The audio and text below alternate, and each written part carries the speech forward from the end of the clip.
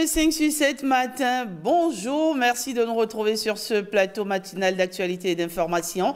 Vous le savez, c'est toujours un plaisir renouvelé de vous retrouver, vous devant vos petits écrans et nous en direct de Bénin TV.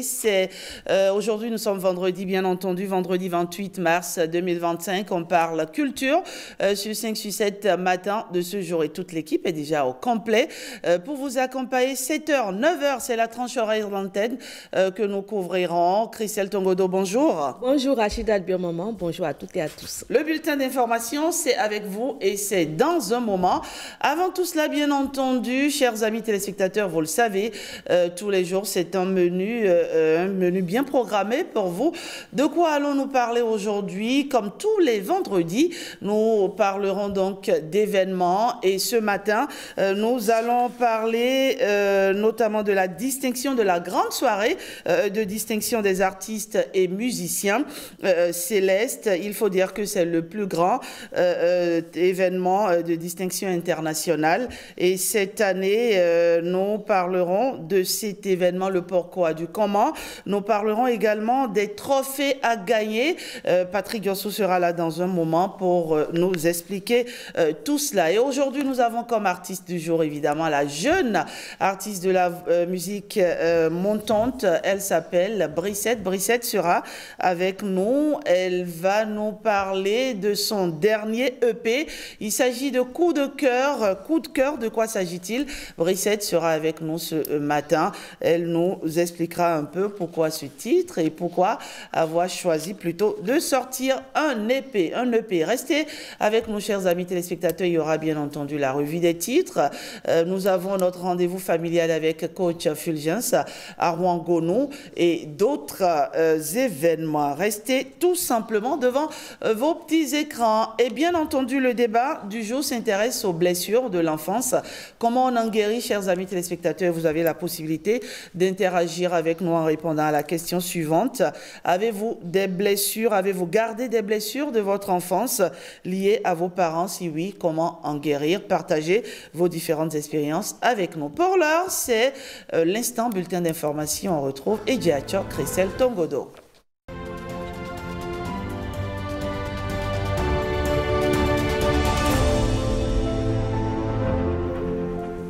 Le plaisir de vous retrouver. Bonjour à toutes et à tous. Bienvenue au bulletin d'information. Et on démarre par cette compétition littéraire baptisée Livre ton livre où de jeunes esprits rivalisent d'éloquence et de talent. Réveillez votre esprit optimiste de Cédric Akerebourou est le livre qui a distingué son jeune lecteur. Compte rendu Jennifer Sativi. Réveillez votre esprit optimiste, un livre de Cédric Akerebourou. Voilà l'ouvrage qui fait objet de compte rendu littéraire lors de cette deuxième édition du concours Livre ton livre. Il nous montre que le destin ne se subit pas, il se conquiert. Je ne suis pas médecin, mais je peux vous assurer que si vous voyez la même chose, c'est que vous souffrez du pessimisme. L'initiative qui vise à redonner le goût de la lecture aux jeunes entend également faire la promotion des auteurs béninois. Les finalistes sont répartis en deux catégories, junior et senior. Alors, je veux être optimiste. Entendre et voir des enfants être habités par ce concept me procure vraiment une sensation intense. Parce que nous sommes en train de tapir dans leur cerveau, de dresser dans leur cerveau le lit de l'optimisme pour en faire des humains exceptionnels, des adultes prometteurs qui vont vraiment faire de grandes choses. Le concours porté par l'ONG Matayara célèbre tout particulièrement l'optimisme féminin, mettant en lumière 12 femmes béninoises connues pour leur résilience. Le simple fait de naître femme nous soumet déjà à énormément de pesanteurs, énormément de contraintes, en plus des contraintes normales que les hommes avaient déjà. Donc, célébrer leur bravoure, leur résilience, célébrer celles qui, malgré les difficultés, arrivent quand même à rester dans la dignité, garder la tête haute, ne jamais céder à la facilité pour briller de façon digne et forte. Primaël Kodjo dans la catégorie junior et Marshall Dekon dans la catégorie senior sont les deux vainqueurs de ce concours. Un prix surprise pour récompenser le leadership féminin a également été décerné. L'assurance agricole, c'est la bonne nouvelle apportée par le gouvernement aux agriculteurs et éleveurs face aux risques de leurs activités. Eh bien, dans la Liborie, les acteurs de la chaîne agricole découvrent cette opportunité propre à aider à amortir les pertes enregistrées ensuite aux sécheresses et inondations. Reportage Bruno Soali et Jean Nombimé. Aruna sort d'une séance de sensibilisation. Au moyen de son téléphone, il se hâte d'apporter la bonne nouvelle de l'assurance agricole à ses pairs riziculteurs. Pour lui, il ne pouvait avoir meilleure nouvelle à quelques jours du lancement de la campagne agricole 2025-2026. Une fois que c'est l'indemnisation indicielle sur le rendement, nous pensons que c'est vraiment le produit qu'il nous faut. Et maintenant, ce qui reste, c'est de vraiment voir comment est-ce qu'en amont, nous allons commencer par sensibiliser nos pairs pour qu'ils puissent quand même massivement adhérer à la philosophie. À Parakou comme à Karimaman et ses arrondissements, le projet d'assurance agricole est révélé aux producteurs et éleveurs, mais aussi à leurs fêtières. Tous sont éclairés sur le nouveau produit qui apportera sa touche à leur épanouissement, quels que soient les aléas de la saison. Lorsque le sinistre interviendra, ils seront facilement indemnisés. Le gouvernement est encore venu appuyer les producteurs pour que surtout notre production en rendement soit sécurisée ou soit assurée. Donc c'est vraiment bon et nous allons prier que le gouvernement puisse vraiment continuer davantage encore pour que nous-mêmes en tant que producteurs nous pourrions prendre nos destins à main. L'offre de cette assurance agricole est le fruit des efforts financiers conjugués du gouvernement béninois et de ses partenaires. L'État à lui seul apporte une contribution de plus d'1,522 milliard de francs CFA, pendant que la coopération suisse apporte une contribution de 340 millions et la coopération luxembourgeoise une contribution de 40 millions. Ça, c'est la contribution pour le paiement des primes d'assurance. Pour la nouvelle saison agricole qui s'ouvre, les cotonculteurs, riziculteurs et éleveurs de bétail peuvent l'aborder avec une plus grande garantie quant à son issue. Après la GDZ, il y a quelques mois, l'ancien président Nicéphore Soglo fait une descente à la nouvelle cité de Wedo.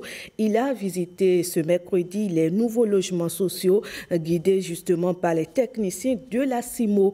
Qu'en a pensé le président réputé maçon au Bénin, écho avec Igor Ayosso et Alessandra Diotan. Des lots d'appartements à perte de vue. Nous sommes dans la commune d'Abomey-Calavi, précisément à la cité nouvelle de Wedo, un site aménagé qui donne envie d'y vivre. Un visiteur peu ordinaire sur place ce jour, l'ancien président Nicéphore Soglo, qui, malgré le poids de l'âge, n'a pas voulu se faire compter les réalisations du gouvernement. Merci beaucoup, vraiment. La nouvelle cité de Wedo a été créée vraiment dans le souci de pallier vraiment à l'insuffisance de logements que nous avons actuellement. D'accord. Vraiment, le but principal, c'est de permettre aux primo-accédants de pouvoir devenir propriétaires. D'accord. Donc ici, nous avons dans cette cité 5 typologies de logements que nous offrons, dans laquelle nous avons 2 villas basses et 3 appartements. Parmi les 2 villas basses, il y a une villa qui est réservée uniquement aux fonctionnaires d'État qui ont un revenu inférieur ou égal à 300 000 francs. Il s'agit de la villa de type D. Et pour y acquérir, il faut être au moins à 15 ans de service et ne pas être propriétaire de bâtis sur toute l'étendue du territoire. Des villas basses aux appartements, il fait le tour des lieux. Même les caprices de la météo ne suffisent à émousser son ardeur. De l'architecture aux commodités prévues, rien n'échappe au regard admiratif de l'hôte.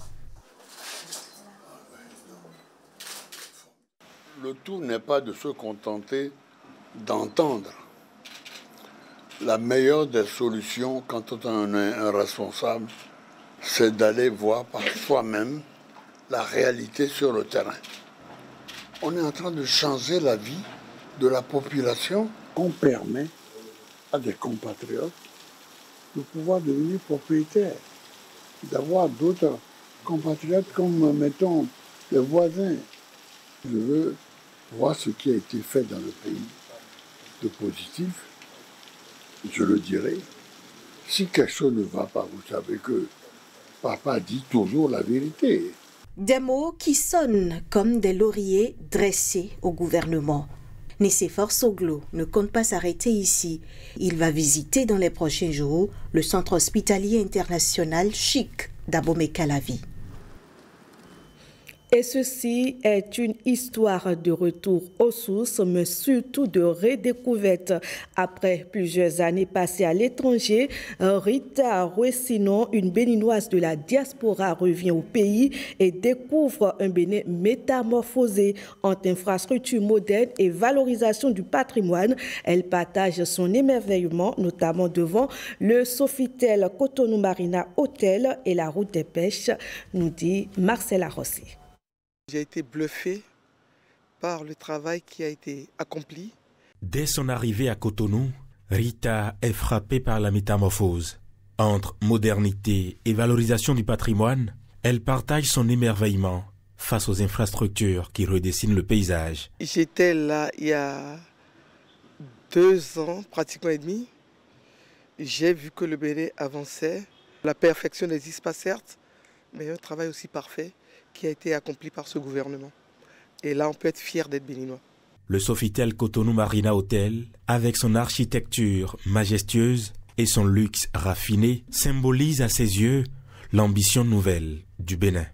Elle a eu le temps d'admirer l'élégance des installations et le service digne des plus grands établissements internationaux. J'ai déjà fait l'hôtel Sofitel Marrakech, qui est un très bel hôtel, mais celui du Bénin dépasse l'entendement. Je ne m'attendais pas à voir un travail aussi titanesque qui a été fait au Bénin. En empruntant la route des pêches, un lieu autrefois sauvage et peu aménagé, Rita se laisse séduire par la beauté du littoral, désormais structuré et accessible. Je suis heureuse de venir chez moi et de faire découvrir mon pays à des étrangers. Parce que là, aujourd'hui, on peut faire découvrir notre pays. Il y a des routes pour circuler, ce qu'on n'avait pas avant. Il y a plein de choses à voir et le Bénin est devenu une destination touristique parce que tout le monde en parle. Quand tu vas sur les réseaux sociaux, tout le monde en parle. Pour elle, ce retour est plus qu'un voyage. C'est une renaissance. Les ministres africains des Transports sont réunis au Bénin pour définir de nouvelles priorités politiques pour le continent. C'est à la faveur de l'Assemblée générale annuelle de SSATP pour l'année 2025. Organisée du 24 au 27 mars, cette rencontre a débuté par 2 jours de sessions techniques. La cérémonie officielle de rencontre internationale a été présidée par le ministre du Cadre de vie et des Transports, José Didier Tonato, Renaud Akapo Sibrevillon et Uvaïs Balogun pour le compte rendu.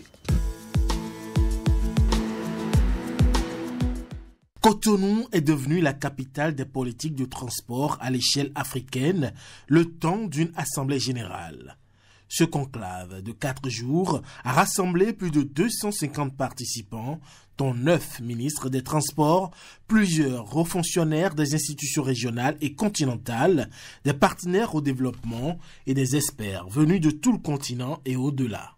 Créé en 1987 et géré par la Banque mondiale, le SSATP est un partenariat de longue date entre les pays africains et les partenaires donateurs qui se consacrent à l'amélioration des politiques de transport et au renforcement des capacités. Le SSATP apporte beaucoup en termes de stratégie, de conception de projets de transport. Ce n'est pas seulement, je dirais, l'infrastructure qu'on met en place. On prend aussi en compte les questions d'exploitation, de facilitation du commerce et aussi même ce qu'on appelle le développement spatial. À Cotonou, il est question de relever les défis les plus pressants du continent en matière de transport. Les failles notées dans le secteur sont variées et diverses.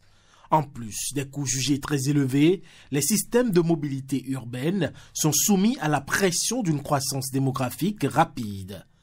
Le continent souffre du taux de mortalité routière le plus élevé au monde et la question de l'intégration figure au rang des priorités. Le plus grand défi pour moi, c'est l'intégration régionale. Il faut que nous puissions vraiment améliorer le niveau de commerce qui est actuellement de 15%. Et qui devrait normalement, avec la mise en œuvre de la zone de libre-échange africaine continentale, arriver à un niveau, je dirais, acceptable, disons 52%. En tant que pays hôte de l'édition 2025 de cette Assemblée générale annuelle, le Bénin joue un rôle de premier plan au sein du SSATP. Il est disposé à apporter sa contribution pour relever les défis du secteur des transports en Afrique grâce à des projets phares tels que le corridor de transport Abidjan-Lagos et le projet de mobilité urbaine durable du Grand Nokoué. Le Bénin est un couloir naturel qui dessert plusieurs pays de l'Afrique de l'Ouest, bénéficiant ainsi d'un avantage comparatif favorable à son développement, mais qui, pendant de nombreuses années, a souffert d'un sous-développement infrastructurel préjudiciable au transport des personnes et des biens et totalement contre-productif pour sa croissance et son économie. Ce diagnostic a contraint dès 2016 le gouvernement à faire des infrastructures de transport en général un levier stratégique pour le développement du territoire national et sa connexion avec les pays de la sous-région. Les présentes assises sont une occasion idéale pour renforcer notre analyse des perspectives envisageables pour le développement de l'Afrique et du monde. Cette Assemblée générale annuelle est la principale plateforme du SSATP pour le dialogue politique de haut niveau et la collaboration stratégique. Elle est l'occasion tout à fait indiquée pour forger des solutions collectives sur des objectifs plus larges en matière de développement et de climat. La cérémonie officielle d'ouverture de cette Assemblée générale annuelle a été suivie d'une conférence de presse face aux hommes des médias. Les principaux acteurs de la rencontre ont donné des clarifications sur plusieurs sujets. Nous vous proposons de suivre quelques extraits de cette conférence de presse sur des propos recueillis par Renaud Akakpo. C'est important que l'Afrique tire le mieux de ces systèmes de transport, qu'il les modernise, qu'il les rend compétitifs. Et pour cela, le partenaire technique et financier, le bailleur de fonds, nous sommes prêts pour appuyer le continent africain sur toutes les dimensions de transport. Ça peut être l'aviation, ça peut être maritime, ça peut être routière, ça peut être la mobilité urbaine, la sécurité routière. Le SSATP, c'est un partenariat entre les pays sous l'égide de l'Union africaine. Et donc, du coup, les membres, entre guillemets, du SSATP sont représentés par les ministères des Transports dans les différents pays. Et donc, le programme appuie les institutions qui sont sous la supervision de ces ministères des Transports. Donc il y a une très grande maturité des institutions qui maintenant ne regardent plus seulement la sécurité routière comme on faisait il y a 20 ans, mais regardent aussi les aspects liés au secours après les crashs. On regarde beaucoup plus les motos, alors qu'avant on regardait que les voitures. Donc il y a beaucoup de choses qui se passent. Vous savez bien que la prévention est très très importante. Et là, on encourage les pays membres à faire des campagnes de sensibilisation. Ici à Cotonou, nous échangeons sur les transports dans toutes leurs dimensions. À chaque niveau se trouve le même problème, celui des finances, avec en plus le manque d'institutions fortes et de capacités. Ce sont des aspects que nous devons considérer. Je pense que ce que nous devons faire dans l'immédiat, c'est de mobiliser les ressources à l'interne. L'Afrique est toujours restée dans des dynamiques globales avec l'aide au développement, mais il faut changer de paradigme. Quand on a fait des infrastructures et qu'on n'a pas pensé le transport, il reste encore un grand chemin à faire. Vous savez très bien que quand on a des pôles, pour que ces pôles démarrent, c'est comme un moteur dans une voiture, il faut les connecter. Il faut que les activités aient lieu, il faut transporter les productions, il faut animer le commerce. Et ça, c'est le transport qui sait le faire déplacer les personnes et les biens. Et je crois que notre réflexion est au cœur de ces dynamiques-là que nous voulons porter. Des taxis motos que le programme de mobilité durable permet d'électrifier progressivement. Donc on a commencé dans un passé récent, mais on va intensifier pour avoir à terme rien que des motos électriques. Le transport fluvial sera pratiquement qu'électrique. C'est là où on parle de décarboner le transport. Mais je voudrais vous rassurer que le programme de mobilité urbaine du Grand Nokoué anticipe déjà sur les conclusions, les résolutions et les propositions d'action. Et dans le reste de l'actualité, audience au cabinet de la vice-présidente de la République. Il s'agit de l'ambassadeur du Royaume du Maroc près le Bénin. Il est allé faire part de sa satisfaction, mais aussi celle du roi du Maroc quant au développement du Bénin observé sur tous les plans. Occasion pour lui de saluer le leadership du chef de l'État dont la vision a permis de hisser le pays à ce niveau de développement. Écoutons-le à sa sortie d'audience.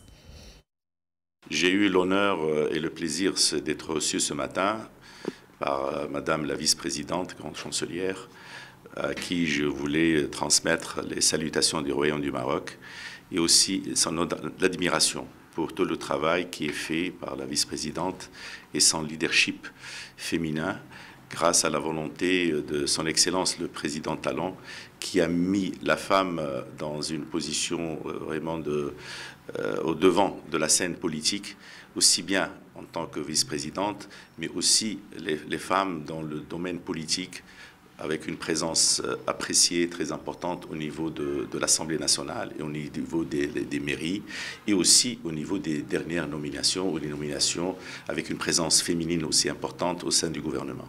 Donc ça a été l'occasion de passer en revue la qualité des relations exceptionnelles qui lient le Maroc et le Bénin dans des différents domaines, dans le domaine économique, dans le domaine culturel, dans le domaine académique, avec une présence importante d'étudiants béninois au Maroc et des échanges que nous avons en permanence. Donc c'était l'occasion de saluer toute cette dynamique que connaît le Bénin et que connaissent les relations entre le Maroc et le Bénin grâce à la vision de son Excellence le Président Talon et aux orientations des deux chefs d'État, son Excellence le Président Talon et son Majesté le roi Mohamed VI. Et c'est tout pour ce bulletin d'information. Merci à vous de l'avoir suivi. Merci Christelle Tongodo. Excellente journée à vous. On vous retrouve la semaine prochaine, toujours pour le bulletin d'information. Merci à vous. Et on poursuit par ici avec Patrick Diossou. Vous le savez, tous les vendredis, on parle bien évidemment culture. Patrick Diossou, bonjour. Oui, bonjour Rachida, bien moment. Comment ça va ce matin? Oui, ça la va. pleine forme? La pêche. D'accord. Oui, tout simplement. Oh, ça se sent, hein? Oui. Très énergique ce matin. Oui. Solaire, toujours sourire aux lèvres. Oui, par la grâce de Dieu. Oui. Alors, pas mal d'invités en studio. Oui, on a des invités et pas des moindres. On a un invité qui va nous mener directement vers ce qui est biblique, ce qui est divin, ce qui vient de Dieu. Et puis d'autres invités qui vont s'enchaîner. On a des chanteurs, on a des promoteurs d'événements et nous allons en parler, nous allons égayer le public qui est directement avec nous. Exactement, ce sera dans un moment, juste le temps pour nous d'aller rapidement à la revue des titres.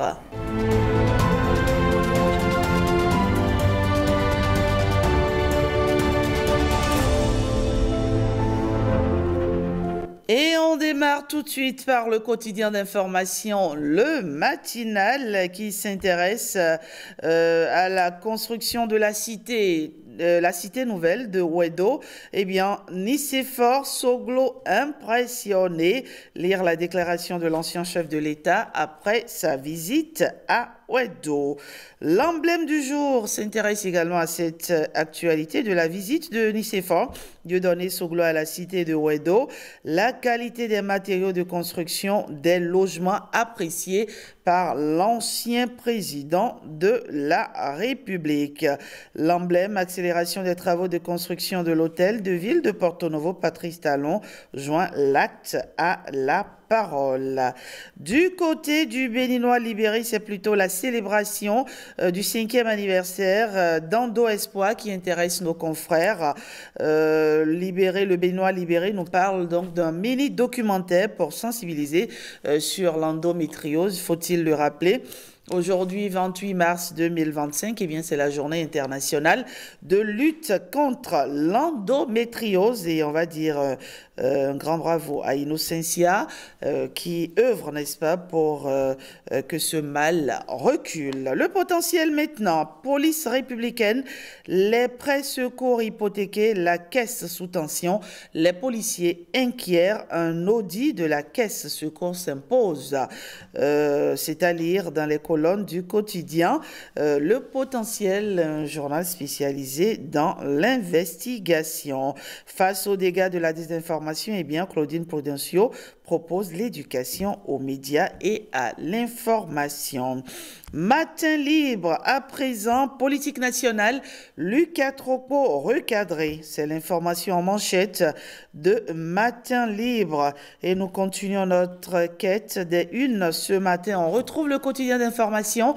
Les 4 vérités dégel de la crise au sein de la communauté musulmane de Porto Novo. Le président Talon valide le choix de Karim Da Silva et ramène la paix. Les fidèles remercient le Kamardine II et prient Allah de prolonger ses jours. Voyons voir maintenant du côté du quotidien d'information.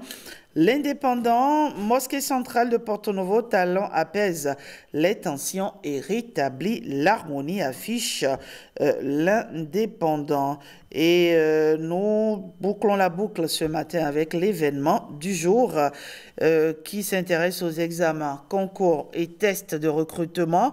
Au titre de l'année 2025, le gouvernement fixe les différentes dates de composition, certificat d'études primaires CEP du 2 au 5 juin, brevet d'études du premier cycle BEPC du 10 au 12 juin, baccalauréat session normale du 16 au 19 juin. Voilà, ce serait tout pour la revue des titres de ce jour. Patrick Diosson, un peu de musique, n'est-ce pas, avant d'installer notre coach bien-être familial. Il est déjà avec nous, coach Betoro. Oui. C'est vrai que lui n'aime pas la musique. Hein. Il a souvent dit sur ce plateau. Mais n'empêche, rejoignez-nous s'il vous plaît, coach Fulgence Arwangonou. On va écouter quoi Angélique Kidjo. Oui, Angélique Kidjo. Oui. Roselyne Layo, oui, cette superbe chanson qui a fait parler d'elle, il faut le dire, hein, franchement. Oui. Au départ, c'est les couleurs du drapeau du Bénin qui n'étaient pas bien alliées. Ensuite, les excuses de Roselyne Layo. Et maintenant, voilà, on savoure avec beaucoup de plaisir cette chanson, n'est-ce pas? Oui. Coach, est-ce que tu es au courant de cette sortie-là? Tout ce que oui, j'étais au courant, j'ai vu les excuses, mais je n'avais pas compris que... Non, j'ai vu sur les réseaux sociaux, j'ai vu les excuses. D'accord. Mais je n'avais pas compris la cause. J'ai vu sur une partie, pourquoi elle s'excuse auprès des Béninois. Je viens d'avoir l'information, donc merci à vous. Sacré coach Fulgence Arwangonou. Voilà donc pour vous, Angélique Kidjo, fit Roselyne Layo. C'est la toute nouvelle sortie de l'artiste ivoirienne Roselyne Layo qui a invité sur cette chanson la diva de la musique béninoise, Angélique Kidjo. On sera là pour les gens qui étaient là. Patrick Diossou. Oui, on sera là. C'est un message assez intense. Oui. On sera là pour les gens qui étaient là. Il faut de la reconnaissance. Oui. Il faut un retour d'ascenseur. Pas retour de manivelle. Retour de manivelle, c'est négatif. Ascenseur, tu me soutiens, je te soutiens. Oui. C'est ça? Oui, c'est ça. D'accord. Et si tu n'avais pas été là, je ne serais pas là? Oui, mais c'est sur ce point que ma conviction religieuse est gênée. Ouais. Parce qu'il ne faut pas toujours être là quand l'autre est là. Il faut pouvoir aider librement. Oui, mais à force d'avoir été là pour les gens et n'avoir eu rien en retour, on finit par durcir un peu sa position. Sa position, c'est vrai. Mais pour la conviction religieuse, il ne faut pas se décourager. Toujours aider. Toujours aider. Oui. Coach, quel est ton avis? On sera là pour les gens qui étaient là? Moi, j'ai surtout retenu, on va donner de l'amour À ceux qui nous en donnent. À ceux qui nous en donnent. Oui. Oui. Donner l'amour, c'est donner de la joie. C'est le moment de donner de l'amour dans les couples où l'amour, la joie semble en berne. Donner aussi l'amour à nos enfants, qu'ils soient les nôtres ou pas. Donner la joie autour de nous. Oui, c'est très important. C'est extrêmement important. Moi, j'ai toujours prié pour être un plus pour les autres.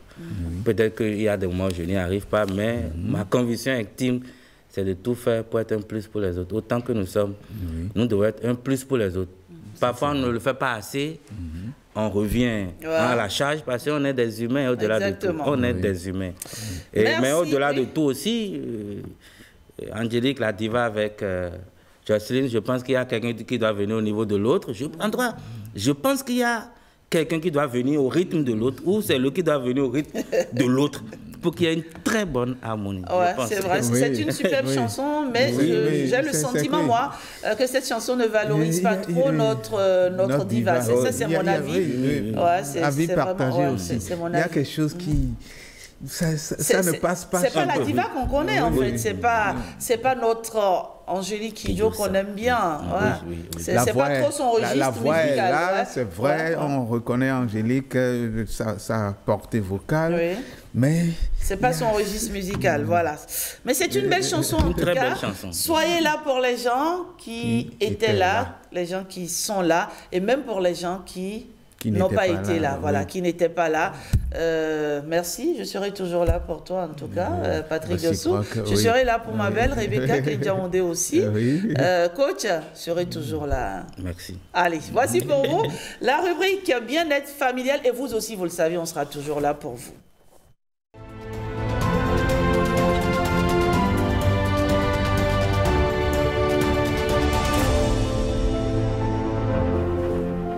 Nous tenterons de répondre à une question ce matin. Comment réussir le 3e trimestre de l'année scolaire? C'est avec vous, Fulgence Arwangono.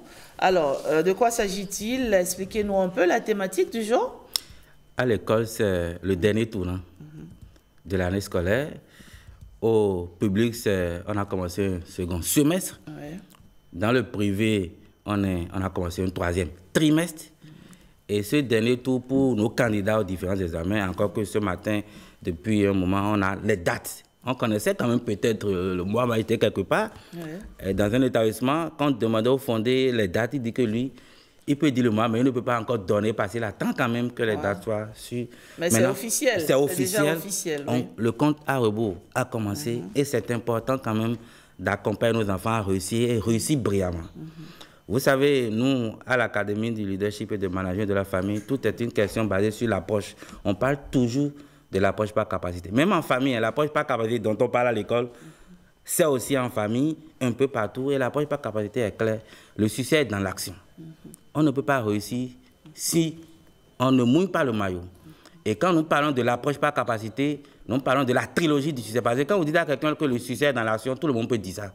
Tout le monde. Mais nous revenons, nous parlons de la trilogie du succès, nous parlons de décider, de programmer, de s'évaluer. Et vous convenez avec moi que quand on est au 3e trimestre, la toute première chose à faire, c'est d'évaluer le second trimestre. On le dit souvent, c'est très important de faire un bilan, parce qu'un bilan permet d'avoir un message. Le second trimestre a été quoi? Et surtout, qu'est-ce que je dois cesser de faire? Et il y a le bilan des attitudes qui dit qu'est-ce que je dois cesser de faire quand je suis apprenant candidat pour réussir. Donc, j'invite quand même les parents ensemble, parce qu'envoyer son enfant à l'école, c'est un investissement. Et nous parlons souvent de suivi des parents. Le suivi des parents est clair avec nous, notre approche que nous disons. Chaque trimestre, même avant chaque trimestre, on parle même de bilan à mi-parcours. Et même chaque semaine, on parle de bilan de l'emploi du temps de l'enfant. Tout est clair, nos enfants ne peuvent pas ne pas réussir, mais il faut s'y mettre. Donc j'invite quand même les parents, ensemble avec leurs enfants apprenants, à faire quand même ce bilan du second trimestre, bilan des notes, on ne va pas revenir là-dessus, bilan des attitudes, mais surtout le bilan des connaissances. On ne le fait souvent pas. Vous savez, lorsque les années s'approchent, on commence par parler par exemple au coach de révision, je ris, je dis, moi je parle de révision depuis fin du 1er trimestre. J'ai dit, à la fin du 1er trimestre déjà, moi je parle de bilan des connaissances. Moi je ne veux pas attendre, mais ça veut dire que c'est régulier. Et l'enfant ne peut pas ne pas réussir. C'est un slogan, je le dis, et je mets ça en action. Donc, moi, les coachs font aussi les révisions avec les enfants? J'étais à un cours de coaching que je dois faire le jeudi. Je suis allé le faire le mardi, et c'est interverti, j'étais avec un autre hier. Et avec l'enfant, on a des méthodes de révision. Attention, on a des méthodes. Moi, je parle, j'ai des méthodes pour partir quand même de l'enfant. Quel est ce système d'appropriation du savoir? De réviser. Là, c'était une matière. Encore, on ne révise pas tout. C'était une matière où elle voulait quand même que je lui donne ma méthode. Elle dit, on est à la veille de la composition. Si je te donne ma méthode, tu vas t'embrouiller. Nous allons partir de ce que tu fais d'habitude. D'accord. Et après, donc, le coach aussi fait des révisions. Moi, il y en a qui me payent juste pour ça. Je vais dans les maisons parfois, juste que pour ça. Donc, le bilan des connaissances est fondamental. Ça permet à nos enfants, qui déjà au premier trimestre, j'imagine, ont fait le bilan des connaissances, de faire le bilan des connaissances du second trimestre. Et même, ce qui est intéressant, c'est qu'il y a aussi les congés de Pâques qui ne sont pas loin. Donc, ils auront un temps exclusif à eux pour faire le bilan. Le bilan des connaissances, c'est quoi? On parle matière par matière, SA par SA, séquence par séquence, parfois activité par activité, pour dire qu'est-ce que j'ai bien compris, qu'est-ce que j'ai compris moyennement et qu'est-ce que je n'ai pas du tout compris. Donc, l'enfant, le tableau quand même de ses performances en termes d'appropriation du savoir. Et pendant les congés, il ira faire un effort, on ne va pas attendre, mais et ainsi de suite. Donc, la toute première information pour réussir quand même le troisième trimestre, c'est d'amener nos enfants à faire ce bilan des connaissances. Mais qu'ils vous souviennent qu'ici, on a parlé déjà de la carte d'identité de nos enfants apprenants. On a parlé comment de leur identité scolaire, où on parlait déjà des matières dans lesquelles les enfants travaillent, les matières dans lesquelles ils sont moyens et les matières dans lesquelles ils ne travaillent pas. Cette information, ajoutée au bilan des connaissances, permet à nos enfants de dire les matières dans lesquelles je ne performe pas, les leviers sur lesquels je dois mettre mon appui, sans oublier que, attention, là où je travaille, je maintiens le cap. Et j'ai les matières où je ne travaille pas. Je dis, pourquoi je n'y travaille pas?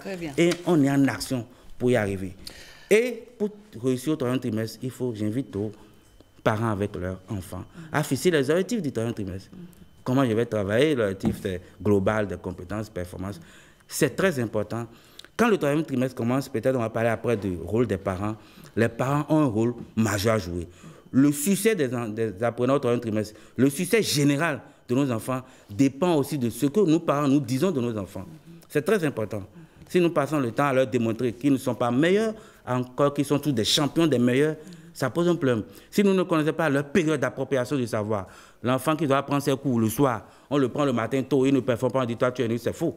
Nous devons connaître nos enfants et savoir quel levier jouer pour qu'ils réussissent. C'est une question de méthode et d'organisation. Et les parents, je nous ai dit. Merci, coach Fulgence Arongono. Alors, qu'est-ce qu'il faut faire? On fait déjà le point du second trimestre.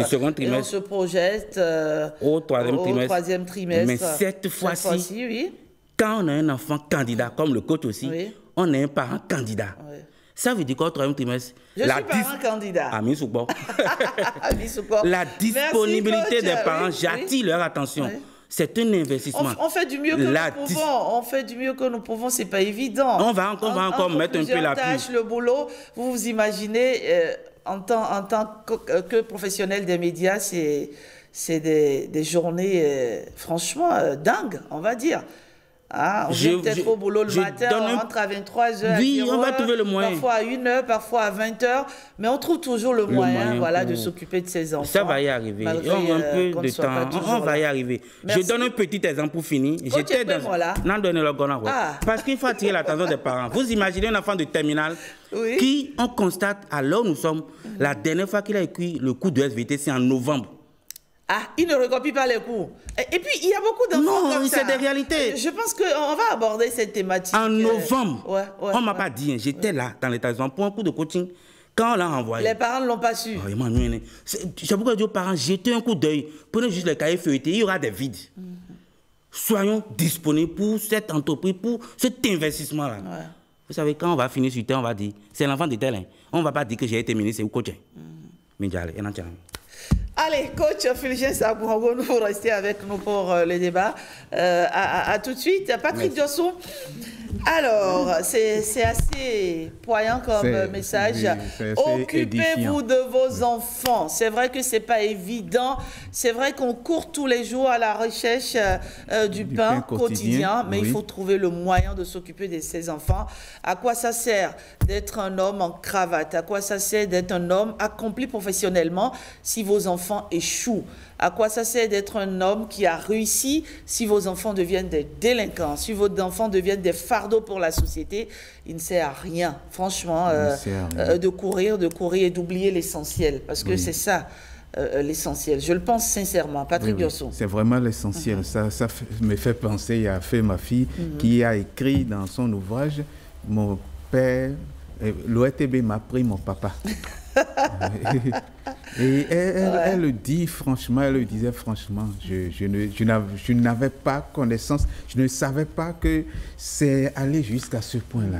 C'était oui, parce que c'est pas évident, c'est un métier, c'est vrai, passionnant, c'est un métier, on le fait avec beaucoup d'amour, parce qu'on aime ce métier, mais c'est très prenant, très prenant. C'est vrai, ça fait rêver pas mal de jeunes, mais il faut savoir ce qui s'y passe avant d'y venir, parce que c'est pas évident. On a des horaires franchement de dingue. Hein. Mais bon, on va y arriver. Oui, on aime. On aime. La preuve, nous sommes là ce matin. Hein. Nous sommes là. Déjà à 4h, 5h, on est au boulot pour être au rendez-vous à 7h. Alors, Patrick Diosso, on va y aller. On va parler maintenant du Nouvel An biblique. Oui. Le Nouvel An biblique, on va en parler avec le prophète Justin Olania qui est avec nous et qu'on va recevoir à l'instant même, Patrick Diosso. Oui. Alors, prophète, installez-vous confortablement. Merci. Bonjour. Bonjour. Prophète. Alors, selon le calendrier biblique, l'année en cours prend fin le 29 mars. Bien sûr. Le dimanche 30 mars 2025 est, d'après la Bible, le premier jour du premier mois du Nouvel An biblique célébré par le peuple de Dieu. Oui. Alors, prophète, en quoi le calendrier biblique est-il différent du calendrier que j'ai à la maison? D'accord. Le calendrier grégorien. Oui. Merci beaucoup. Il y a une différence nette parce que l'année grégorienne commence en janvier et l'année de Dieu, l'année divine bien sûr, commence en mars. Oui. Autrement dit, il y a tout un décalage. D'accord.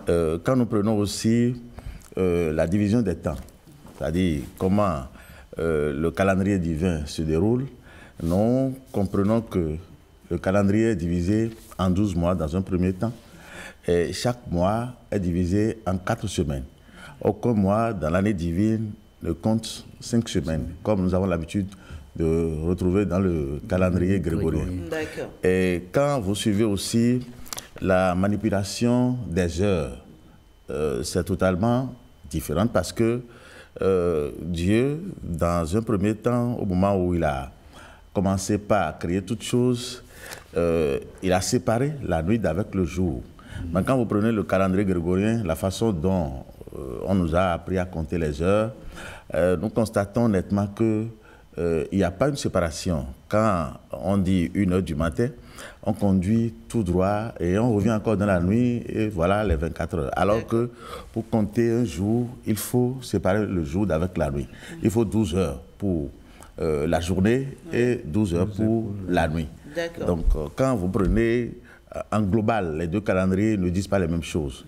Et c'est ça. Donc il y a une différence nette. Il y a une différence nette. Et donc cette différence a-t-elle un impact sur la foi, on va dire, en Jésus-Christ? Un impact négatif, j'allais dire, parce que lorsque vous n'êtes plus dans le principe divin, lorsque vous sortez du cadre de Dieu, tout ce que Dieu promet à ses enfants, vous ne pouvez plus les bénéficier parce que Dieu, il est le temps lui-même.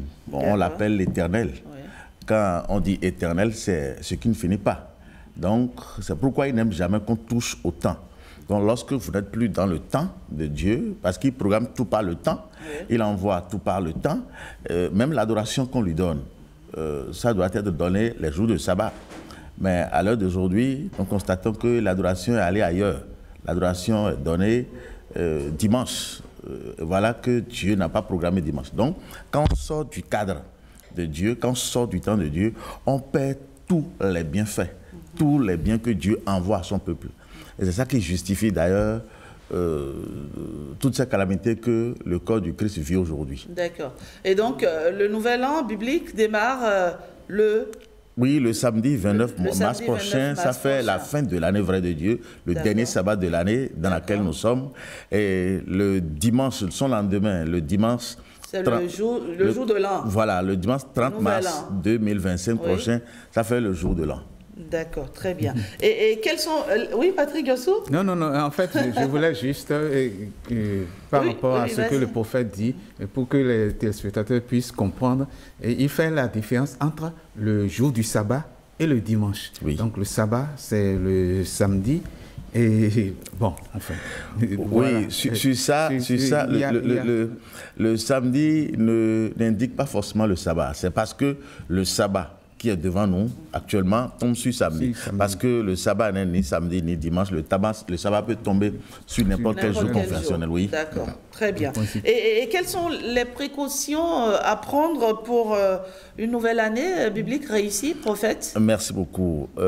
Avant de rentrer dans une nouvelle année, surtout avec Dieu, normalement, pour ce peuple que nous constituons, chacun de nous, forcément, doit pouvoir faire le bilan de l'année écoulée, de l'année qui s'achève, pour voir tout ce que nous avions promis à Dieu, ou tout ce que Dieu aussi nous avait promis.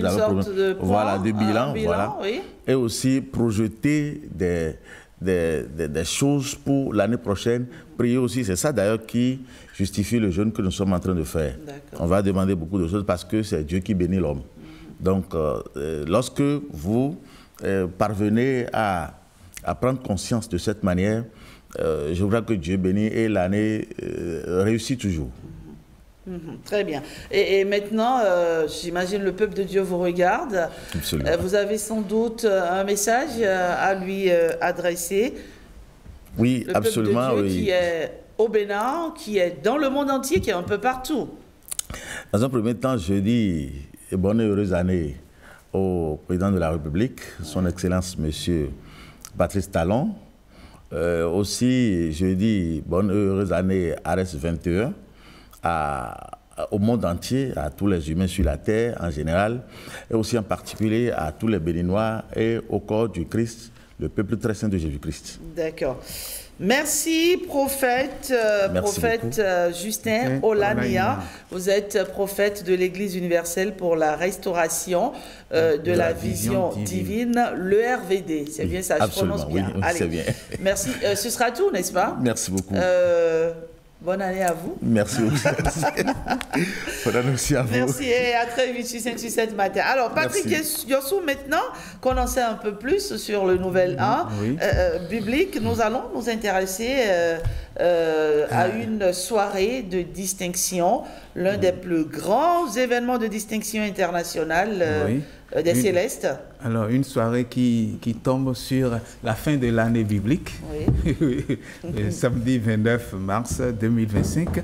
Et cette soirée permettra de distinguer une trentaine de chantres, une trentaine de chanteurs. Chantres, ce sont les chanteurs de l'Éternel.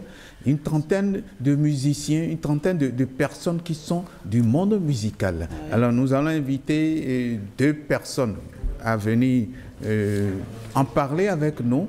Il y a l'organisateur de la Diamuc et puis il y a le promoteur de la Diamuc, qu'ils viennent s'installer pour qu'on puisse en parler et démarrer cette soirée avec cette idée que c'est une soirée de grande distinction.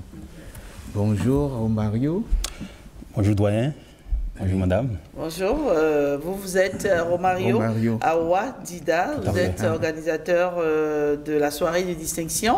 Et juste à côté de vous, nous avons Marcel Seda Gondji, vous êtes le promoteur de la Diamuc. Bien sûr. Merci à vous d'être sur ce plateau. C'est le plaisir partagé. Alors, on commence déjà par le promoteur, mais qu'est-ce qui a poussé à cette idée de Diamuc, distinction des artistes et musiciens célestes? Qu'est-ce qui motive cette soirée de distinction? Déjà, je suis communicateur et j'accompagne beaucoup d'artistes et musiciens dans la communication. Et je n'ai pas encore la chance d'accompagner ces artistes-là à une distinction, à un award. Et je vois quand même comment ça se passe de l'autre côté, parce que je suis du côté gospel. Alors de l'autre côté, il y a des distinctions qui se font. Des artistes gagnent des trophées, gagnent des attestations et tout ça là. Donc je suis là un jour, je dis mais il faut que je fasse au mien. Voilà, c'est là l'idée est venue Et c'est pour combler ce vide, ça se fait ailleurs, pas au niveau des Célestes, donc vous vous êtes dit pourquoi pas? Bien sûr, parce que également nous avons plein de talents qui sont passés inaperçus. Il n'y a pas ce truc-là où on peut quand même aller voir et constater que cette personne a été distinguée, a été honorée de son vivant. C'est peut-être après la mort qu'on dit, bah, voilà, il a été ci, il a été ça, il a fait ci, il a fait ça. Eux, de leur vivant, on veut quand même les immortaliser. Oui. Voilà, en fait. De leur vivant, les immortaliser. Mais, et on a constaté, enfin, on peut constater avec vous qu'il y a quand même un certain nombre de personnes. C'est 30, ce n'est pas beaucoup pour une première fois. C'est vrai, ça peut être beaucoup, mais ce n'est pas beaucoup. Ce n'est pas beaucoup parce que nous en avons assez. Et donc chaque vous jour, êtes sûr d'en avoir toujours pour même si le nombre, même si le nombre pour les prochaines éditions n'est pas aussi florissant que ça, on aura quand même. Oui. On aura quand même. Alors, l'organisateur, oui, Mario, comment ça va s'organiser cette soirée? Parce que c'est quand même 30. Absolument. Oui. Absolument. Ça commence à 19h, ça fait 30h. Avant d'aborder l'organisation, je vais renchérir un peu ce que Marcel a dit tout à l'heure. Oui. La distinction des artistes et musiciens célestes connus sous l'appellation de la DIAMUC, 2025 étant la première édition. C'est cet événement-là qui vise à honorer, à célébrer l'excellence artistique de l'Église du christianisme céleste. Ceux-là qui, à travers leur voix, leurs instruments, leur engagement, ont hissé la musique céleste à des sommets inégalés. Et donc c'est ceux-là, aujourd'hui, comme il a dit tout à l'heure, que nous voulons immortaliser. En étant promoteur, lorsqu'il m'a contacté, bien j'ai dit, on est ensemble, on pousse les choses ensemble, oui. Pourquoi ne pas mettre la patte et boucher les bouchées touples. Maintenant, revenons à l'organisation.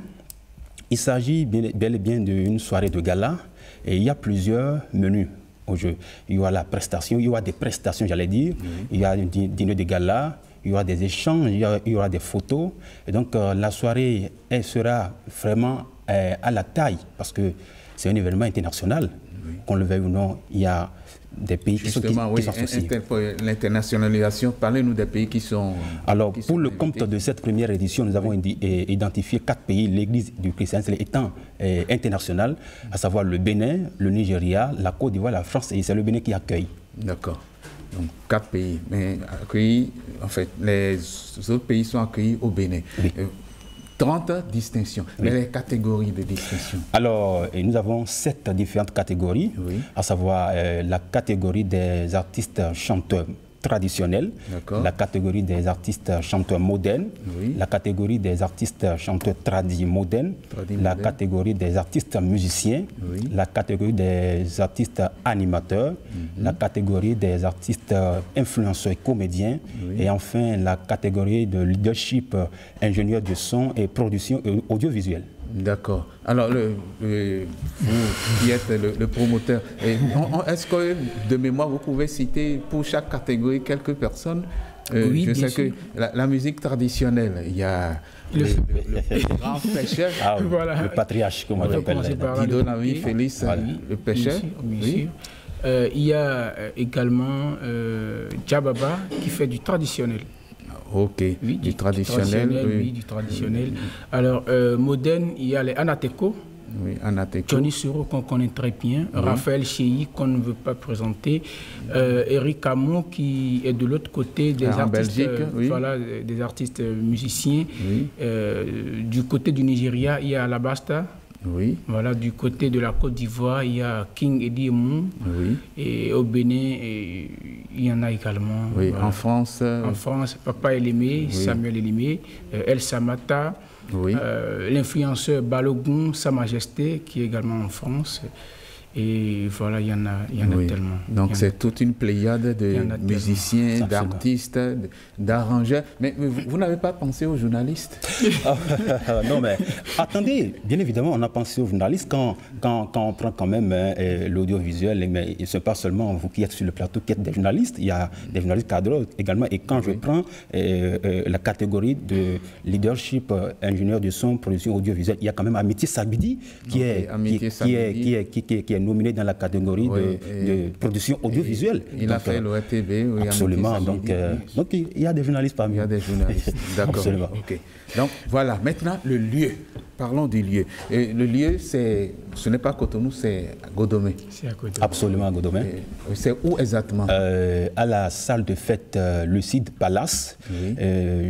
Je précise, lorsque vous quittez Cotonou pour Godomé, oui, juste à la descente de l'échangeur, le premier carrefour que vous verrez, à votre gauche, Lucide Palace est là en face de la boulangerie Saint-Daniel. Ok, vous faites de la publicité pour la boulangerie. Oh là là. Oui.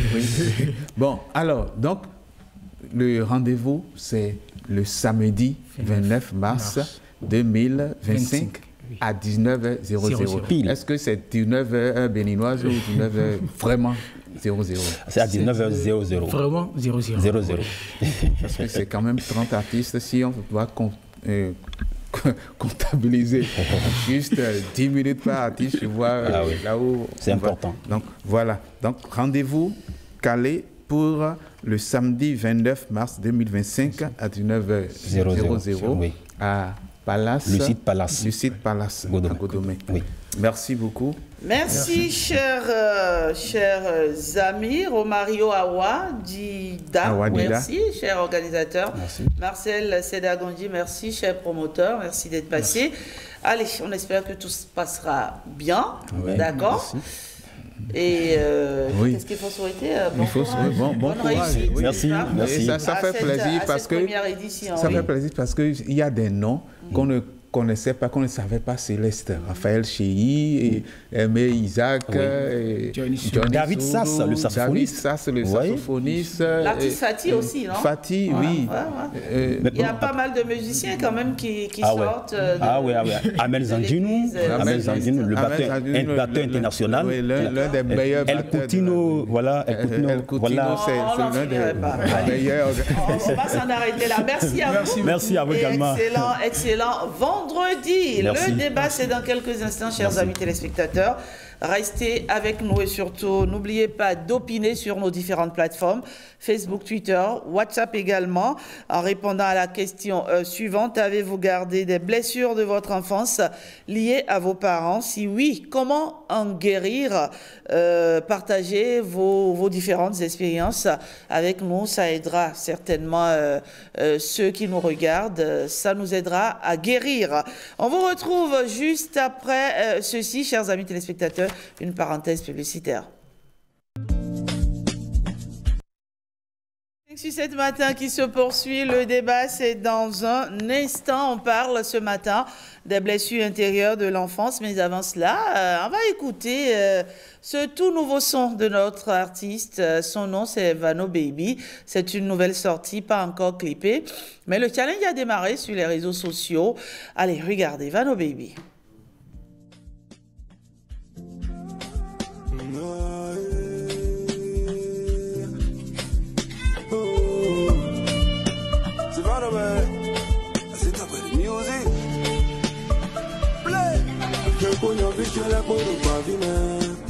Encore au Benjamin, maman baby a poco pinton la pauvre au coin de main.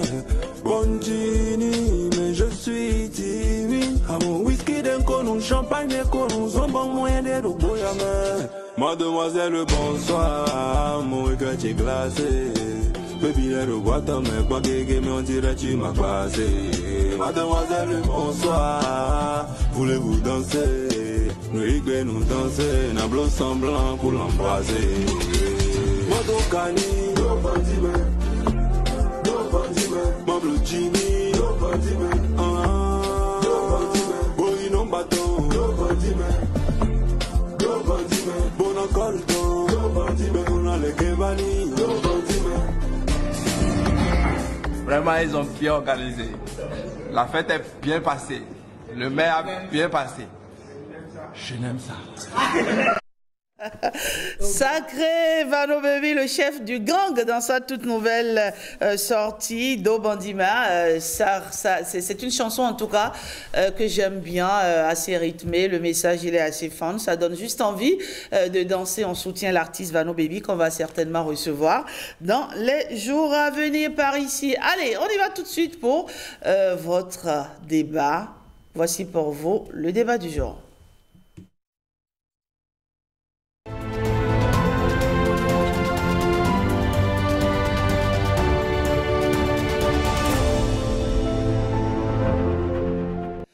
Nous vivons tous d'une manière ou d'une autre des blessures intérieures, certaines ayant des impacts négatifs sur notre vécu des années plus tard. Et oui, des blessures de l'enfance, nous les traînons tous, c'est certain, à des degrés différents.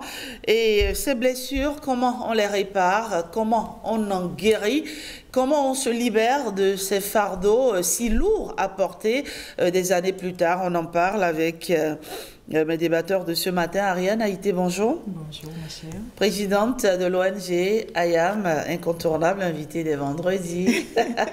Ça va bien, Ariane? Ça va, ma chère. J'espère vous de même. Bah oui, ça va. Coach, bonjour. Bonjour, madame.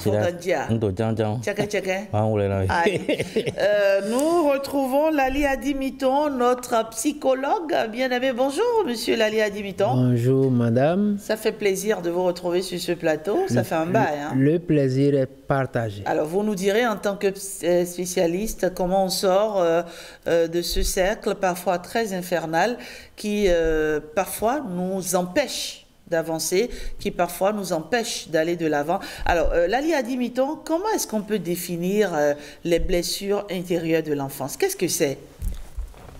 Merci, je salue d'abord les téléspectateurs, je salue toute l'humanité. Alors, les blessures intérieures, quand on parle de blessures intérieures, cela nous rappelle que nous n'avons pas que ce corps-ci, ce corps physique-ci. Oui. Ça recouvre d'autres corps. Et que nous sommes un éminent être d'amour. Et puisque nous venons de l'amour, Dieu, il n'y a que l'amour pour nous entretenir la vie et faire notre bonheur, le capital suprême. Alors, lorsqu'on n'observe pas l'amour dans les interactions, l'autre peut être blessé. Ce n'est pas qu'avec un gourdin ou avec un couteau qu'on blesse. J'ai déjà fait référence au corps que nous avons. Oui. Et puis ce sont des blessures difficiles à guérir. Très difficiles à guérir. D'accord.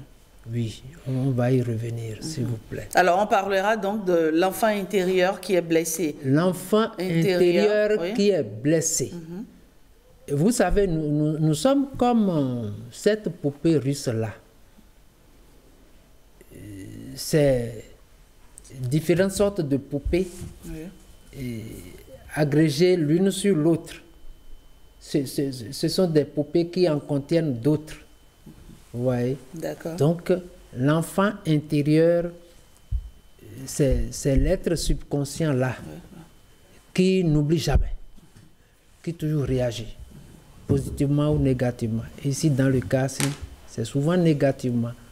Quand on n'est pas guéri de ces blessures-là. Ça veut dire que cet enfant intérieur, il est blessé quand, par exemple, dès le bas âge déjà, expliquez, on veut de façon concrète expliquer pour qu'on comprenne. Au fait, c'est quoi? L'enfant est une éponge émotionnelle. Lorsque, par exemple, un enfant tout le temps, on le brime, on l'injurie, on lui dit tout ce qu'on trouve de négatif en lui. L'enfant vous ressemble, hein, cependant, vous l'injuriez par sa grosse tête, son cholet, etc. Alors qu'il vous ressemble. Alors qu'il vous ressemble. Il vous ressemble, c'est votre enfant.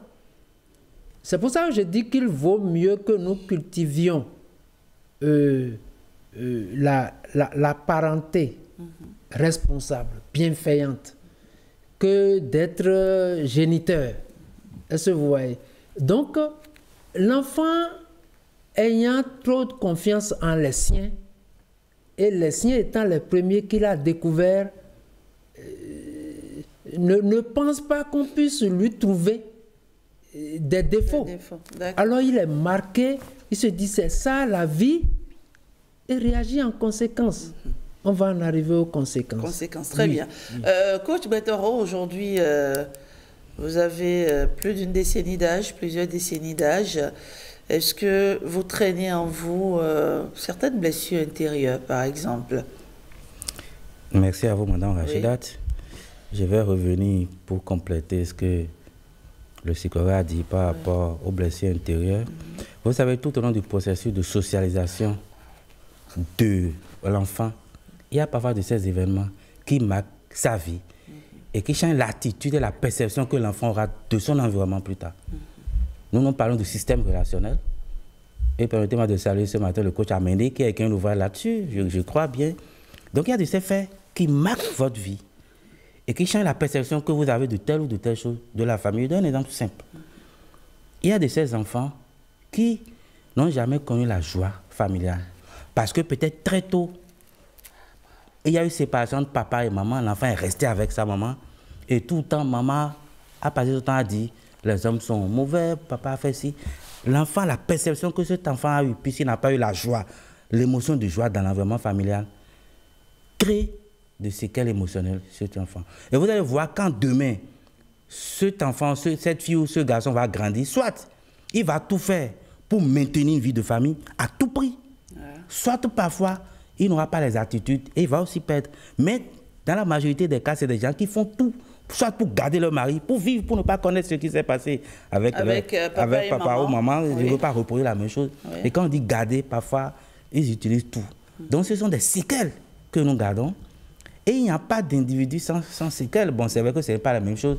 Il y en a chez qui c'est un peu plus fort. On sent même des gens qui parfois n'arrivent pas à communiquer.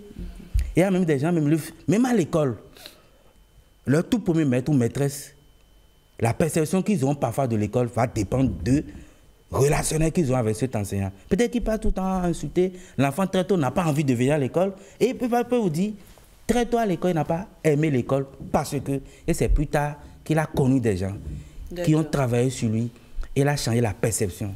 Donc c'est des séquelles émotionnelles dues à des attitudes des parents qu'ils savent ou qu'ils ne savent pas. Parfois on a des parents bourreaux, hein. On a ceci, cela, et qu'ils gardent. Je ne dirais pas que globalement j'ai des séquelles quand même, mais ce que je sais, c'est peut-être positif. En étant Benjamin, moi j'ai eu cette chance, on m'a presque tout donné. Donc quand je dis tout, c'est pas qu'on m'a donné une voiture, mais j'ai tout été compris et accepté. Ouais. J'ai été un peu roi. Ma maman m'a toujours compris, même s'il y a des trucs qui disent non, on ne va pas faire. Mais moi j'ai été célébré. Vous étiez l'enfant gâté. Il faut le dire. En tant que Benjamin, ce qu'on refusait aux autres parfois. Non, on me frappait aussi. Oui. Mais mon maman presque pas. Vous savez, mon maman, la seule manière de me frapper, elle me diffamait, je dors en même temps. Et puis je dors. Donc, ça fait quand même que je dis pas ce qu'elle. Je suis trop rassuré. J'ai une certitude qui ne dit pas son nom.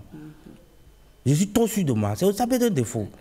Parce que bon, on a toujours célébré. Ça veut dire qu'il faut faire gaffe, hein, à ce qu'on dit aux enfants. Aux enfants, oui. Ils peuvent avoir parfois une certitude, ou carrément vous aurez des enfants qui ont peur de tout commencer. Que je dis, est-ce que je vais? C'est rare que je dise, savoir, il y a des moments où on va dire, moi, je vais y arriver. Mais quand je calcule, je dis, tout est maintenant, trop d'assurance aussi, ce n'est pas aussi bon. Je suis quand même coach, mais bon, parfois, il y a des failles. Donc, l'environnement familial crée tout des séquelles en nous. D'accord. D'une manière ou d'une autre. Mais il faut travailler. Et vous allez voir parfois dans les vies de couple, on voit les séquelles. Il y a de ces hommes ou de ces femmes qui n'arrivent pas à communiquer. Parce que tout le temps, ils n'ont pas eu la chance de communiquer. Moi, j'ai toujours communiqué avec mes parents, même mon papa. Si vous venez pas vous dire, si ce n'est pas là, vous ne savez pas qui est papa ou qui est enfant. Donc, j'ai cette communication très facile à dire. Quel qu'en soit celui que j'ai devant moi, je peux lui dire que je ne suis pas d'accord. Parce que je suis resté dans une famille où on me donnait l'autorisation de dire. Il y a des gens qui ne peuvent pas, ils vont toujours garder ça en eux. Ils vont toujours ronchonner parce qu'ils n'ont pas eu droit à la parole.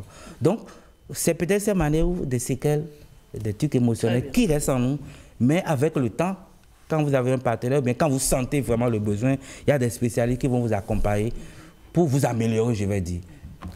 Ariane Haïté, L'adulte que je suis aujourd'hui a été un enfant hier, et qu'on le veuille ou pas, l'adulte que je suis est le fruit, n'est-ce pas, de l'enfant que j'étais hier. C'est juste un exemple que je donne. Alors, il peut arriver qu'on traîne des traumatismes, des traumas, des déceptions, des désespoirs, des désillusions. Il peut arriver qu'on traîne pas mal de choses qui, aujourd'hui, bien qu'étant adultes, nous pèsent dessus. Comment on fait pour sortir de ça? Alors, merci pour la question. Je salue également les téléspectateurs et téléspectatrices. Vous savez, le choc émotionnel, d'accord, les troubles affectifs que l'on porte, oui. D'accord, je vais dire que cela remonte même quand on est dans le sein de sa mère. La vie utérine. Donc, du coup, c'est, comment on appelle ça, c'est cette transmission-là de la mère à l'enfant. Et donc, du coup, cette maman capitalisant, c'est-à-dire n'ayant pas discipliné ses affects, ses émotions, d'accord? Et donc, du coup, elle capitalise également ce que l'environnement porte sur elle. Et donc, elle transmet cela à l'enfant. OK? Donc, à travers cela, on va vivre, c'est-à-dire chaque être humain debout. Je ne dis pas forcément que tous les êtres humains vivent ça, hein? D'accord? Donc, on va voir qu'il va y avoir c'est-à-dire des blessures intérieures comme l'abandon, le rejet, l'injustice, l'humiliation. Il y a plein de ces genres de blessures intérieures que l'on porte. OK? Cela va même au-delà de cela, la dévalorisation. Il y a plein de blessures intérieures. OK? Maintenant, comment faire pour se départir de ça? Il faut savoir que nous devons nous interroger. Nous devons questionner ce qui nous arrive. Pourquoi est-ce que, me retrouvant dans telle situation ou bien telle personne devant moi, ayant agi de telle manière ou ayant dit telle chose, ça a pu causer ce trouble-là en moi? Pourquoi ça a généré cette émotion négative, surtout, d'accord, en moi? Donc, du coup, à force de se poser cette question-là, quand on a c'est-à-dire l'aptitude de faire cet exercice-là, on arrive à répondre justement à cela. OK, d'accord, il y a eu ci, il y a eu ça, sans oublier le plateau favorable, d'accord, tout ce que j'avais eu à dire, le capital qu'on a reçu, d'accord, de la mère quand on était dans les choses. Donc, il faut travailler, d'accord, d'abord accepter les émotions là, après les avoir identifiées, il faut les accepter et se dire, bon, est-ce que ces émotions là, est-ce que ça me fait du bien? Est-ce que ça me fait du bien? Non, ça ne me fait pas du bien. Et donc, à partir du moment où ça ne me fait pas du bien, j'essaye de travailler à dire, je ne veux plus. C'est-à-dire, je prends la résolution me disant, je ne veux plus vivre ça. Donc, du coup, je crée en moi déjà ce terrain favorable pour dire, je rejette toutes ces émotions-là, cette négativité-là. Et voilà quoi. Voilà. Finalement, ça veut dire que, en tant que parent, malgré toute notre bonne volonté, on peut blesser nos enfants. On peut profondément les blesser. Est-ce que vous, par exemple, Ariane Haïté, vous vous souvenez de quelque chose que vos parents vous disaient qui vous a souvent choqué et même en grandissant, ça a résonné dans votre tête Bon... je vais peut-être... je vais prendre les deux extrêmes. Peut-être okay? Pour vous permettre d'y aller ouvertement. Moi, par exemple, honnêtement, j'étais un peu, on va dire, un peu l'enfant chouchou de papa. Et donc, forcément, ça agissait un peu sur moi. J'étais un peu paresseuse. Et donc, mon père ne cessait pour me taquiner. Il dit, travailler, non, mais manger, oui. Manger, oui. Dormir, oui. Et donc, il le disait souvent en blaguant, mais je vous assure que c'est une phrase qui m'a longtemps traumatisée. Je dis, mais comment il peut me dire ça?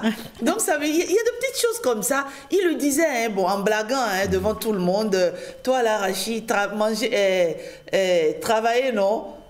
Mais manger, oui, dormir, oui, puisqu'il fallait parfois aller au champ, voilà, le coton, le maïs, un peu de tout, voilà.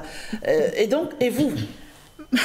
Bon, écoutez, non, là, je vais commencer par ce qui est positif, d'accord? Je me rappelle de ma maman qui me dit toujours, toi, ton joli sourire, je veux toujours l'avoir.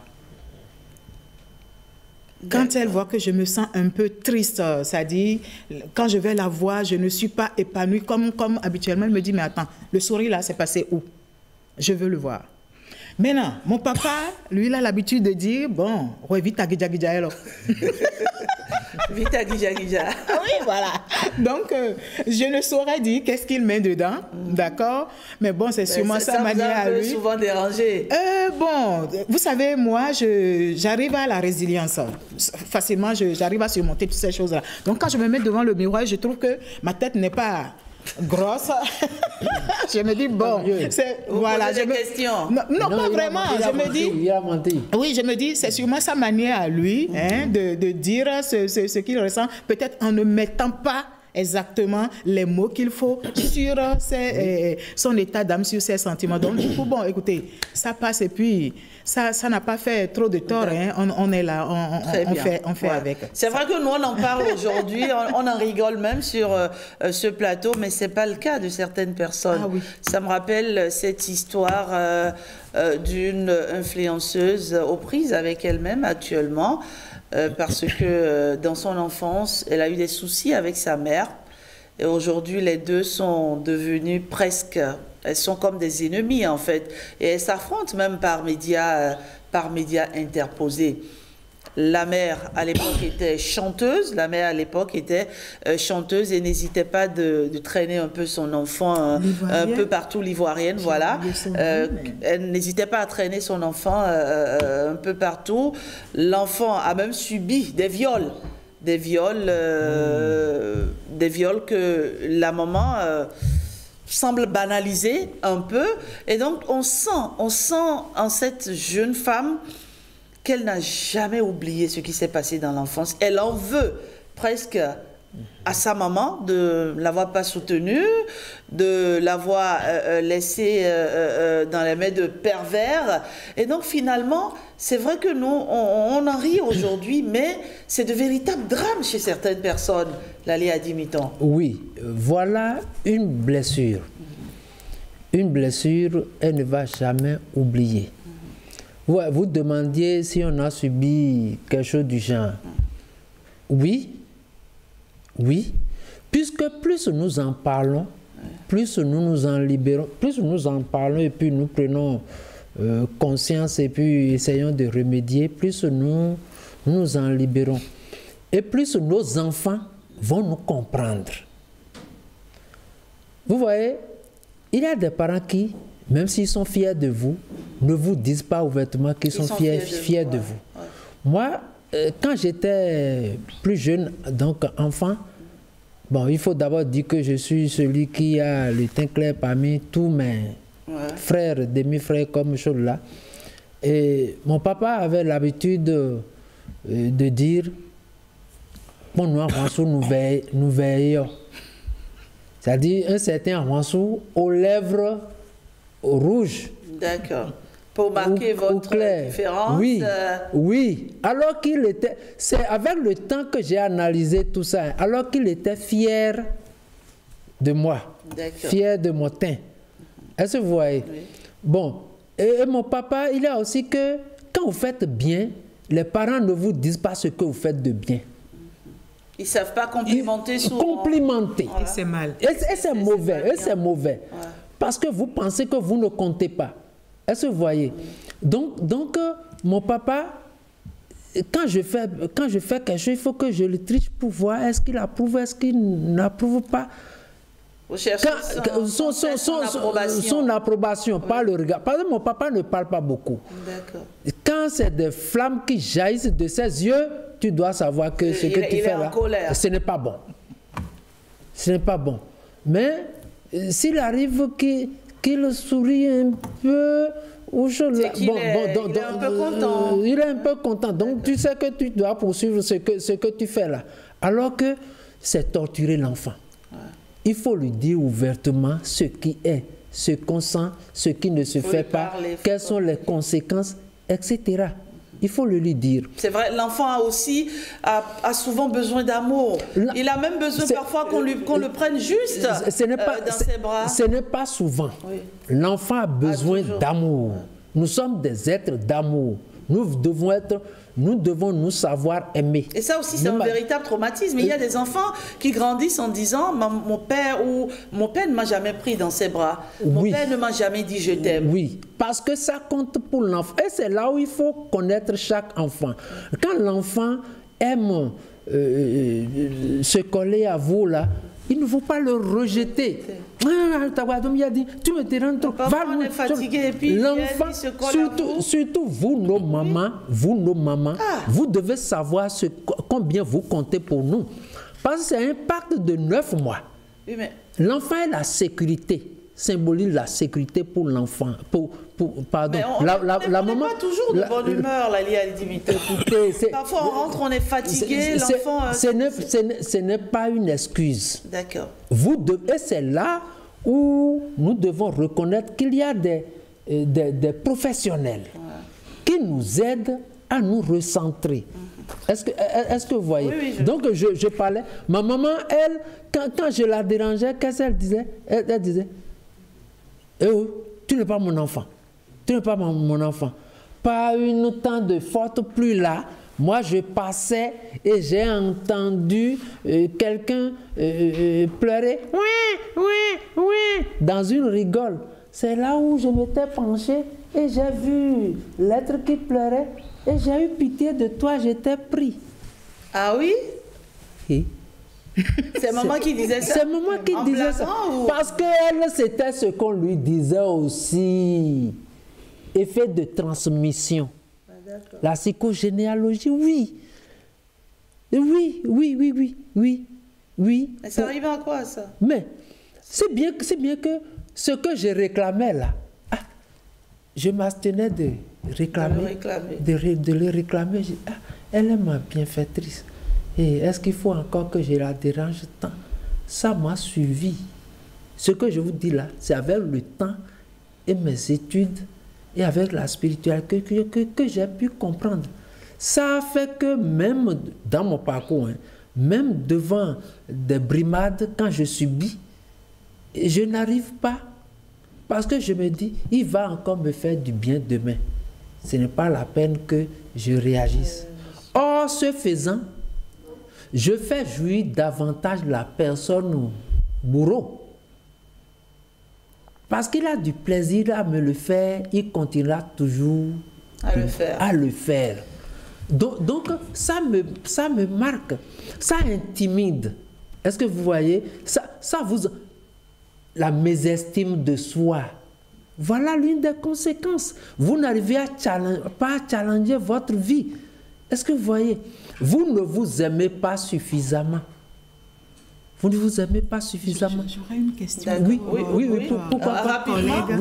C'est par rapport à vous seul que maman faisait ça ou bien avec tout le monde? Non. Cette phrase-là? Non, pas par rapport à moi. Par rapport... Si c'était à tout le monde... Et pourtant, vous êtes son enfant. On dit très bien. Très bien. Elle ne savait pas les conséquences. Elle-même, on lui avait dit ça, non?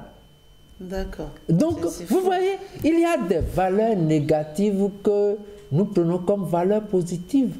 Et nous les reproduisons. Est-ce que vous voyez, madame a posé une question. Chaque enfant a une relation particulière avec un parent. Chaque parent a une relation particulière avec un enfant. C'est comme ça. Mais c'est dur quand même. Il faut corriger ça, il faut faire très attention à ça parce que les enfants n'ont pas demandé à naître. Et donc, il faut savoir les aimer, les accueillir d'abord de la même manière, les aimer de la même manière. Sinon, ça crée des frustrations. Ça crée ce déséquilibre-là et voilà quoi. Des séquelles qu'on traîne tout. Coach, nous allons recevoir Nadège Sani pour les avis de nos internautes. Oui, coach. Il y a de ces blessures qui ne sont pas une conséquence d'attitude mais d'environnement. Moi, j'ai un comportement et c'est même mon fils qui m'aide à m'améliorer. Vous savez, moi, je suis resté dans un environnement d'hommes. Nous ne sommes que 2 garçons pour nos parents. Et bon, on a évolué comme ça. Ça veut dire que quand on a fille, on veut chouchouter. Moi, quand j'étais pour faire les enfants, je disais à ma femme, j'étais prêt à avoir que des filles, que ça ne me dérangeait pas. D'accord. Je fais parler des enfants, je voulais que des filles, parce que bon, ça a manqué. Et vous voyez l'attitude que j'ai de ma fille, ce n'est pas la même chose que j'ai pour le garçon. Le garçon a tendance à me dire de toutes les manières, qu'est-ce qu'en quoi est-ce que je vais dire? Je aura raison. La fille aura toujours raison. J'avoue que j'ai montré des préférences. Oui, pas préférence, mais bon, je dis comme c'est la plus petite. Sans le vouloir. Sans le vouloir, comme c'est la plus petite. Souvent, quel qu'en soit ce qu'on dit d'elle, je dis toujours, de toutes les manières, elle a raison. Mais ce qui a attiré mon attention... Parce que c'est la fille, justement, aussi. Oui, mais ce qui a attiré mon attention, c'est que mon neveu me dit que mon grand frère aussi fait la même chose là-bas. Ah oui, c'est ça. C'est quand il a dit ça que j'ai dit attention. Mon neveu qui avait m'a dit, tonton Azou, mon Dieu, non, il me dit, mon grand frère aussi là, c'est la même chose qu'il fait avec eux de toutes les manières. Donc j'ai dit attention, si c'est comme ça, il faut faire attention, un peu de rigueur pour que l'autre ne sente pas en apartheid. Vous voyez, donc ce n'est pas l'attitude, mais c'est l'environnement qui a fait ça. Et bon, quand vous venez vraiment de toutes les manières, c'est que la fille a dit, mon fils me dit, de toutes les manières, elle aura toujours raison, que moi je suis fatigué, papa dira toujours qu'elle... Et parfois je vois qu'elle n'a pas raison. Il faut être honnête. Je vois parfois que la fille, elle a gaffé, mais je regarde ça avec les yeux de parents. Et après je lui dis, tu sais ce que tu as fait là, tu n'as pas raison. Hein. Donc, mais je me dis, attention, il faut que je m'améliore. Oui, j'ai compris et c'est pourquoi je dis que c'est le garçon qui m'aide. Surtout quand on m'a dit que mon grand frère aussi fait perdre la même chose, je dis attention. Il faut que je change d'attitude pour qu'il n'y ait pas à partir dans la famille. C'est pas si facile que ça. Et c'est le coach qui a l'information aussi. C'est pas si facile que ça d'être des parents, franchement. C'est faux. J'ai des images qui me viennent voilà, en tête. C'est difficile. C'est difficile tellement d'aimer les enfants de la même manière, parce que qu'on le veuille ou pas, il y a des enfants qui font des choses qui vous plaisent, il y en a qui font des choses qui vous plaisent un peu moins. Et donc, c'est difficile. Il faut juste... C'est pas facile, franchement. C'est pas facile. C'est pour cela qu'il faut bien se préparer à la vie de parents. Super. Oui. On dit ça toujours. Non. Mais quand l'amour quand ça frappe à la porte, là, on ne réfléchit pas. Oui, c'est pas une excuse, évidemment. C'est pas une excuse. Les enfants sont nos reflets. Sandy Nadège, bonjour. Bonjour à vous, Rachida. J'espère que vous vous portez très bien. Ça va très bien, oui. Alors, nos amis internautes ont réagi à notre publication. Il y a Jacques Kouyebo qui nous a laissé ce commentaire. Les pires blessures sont celles infligées par un être cher.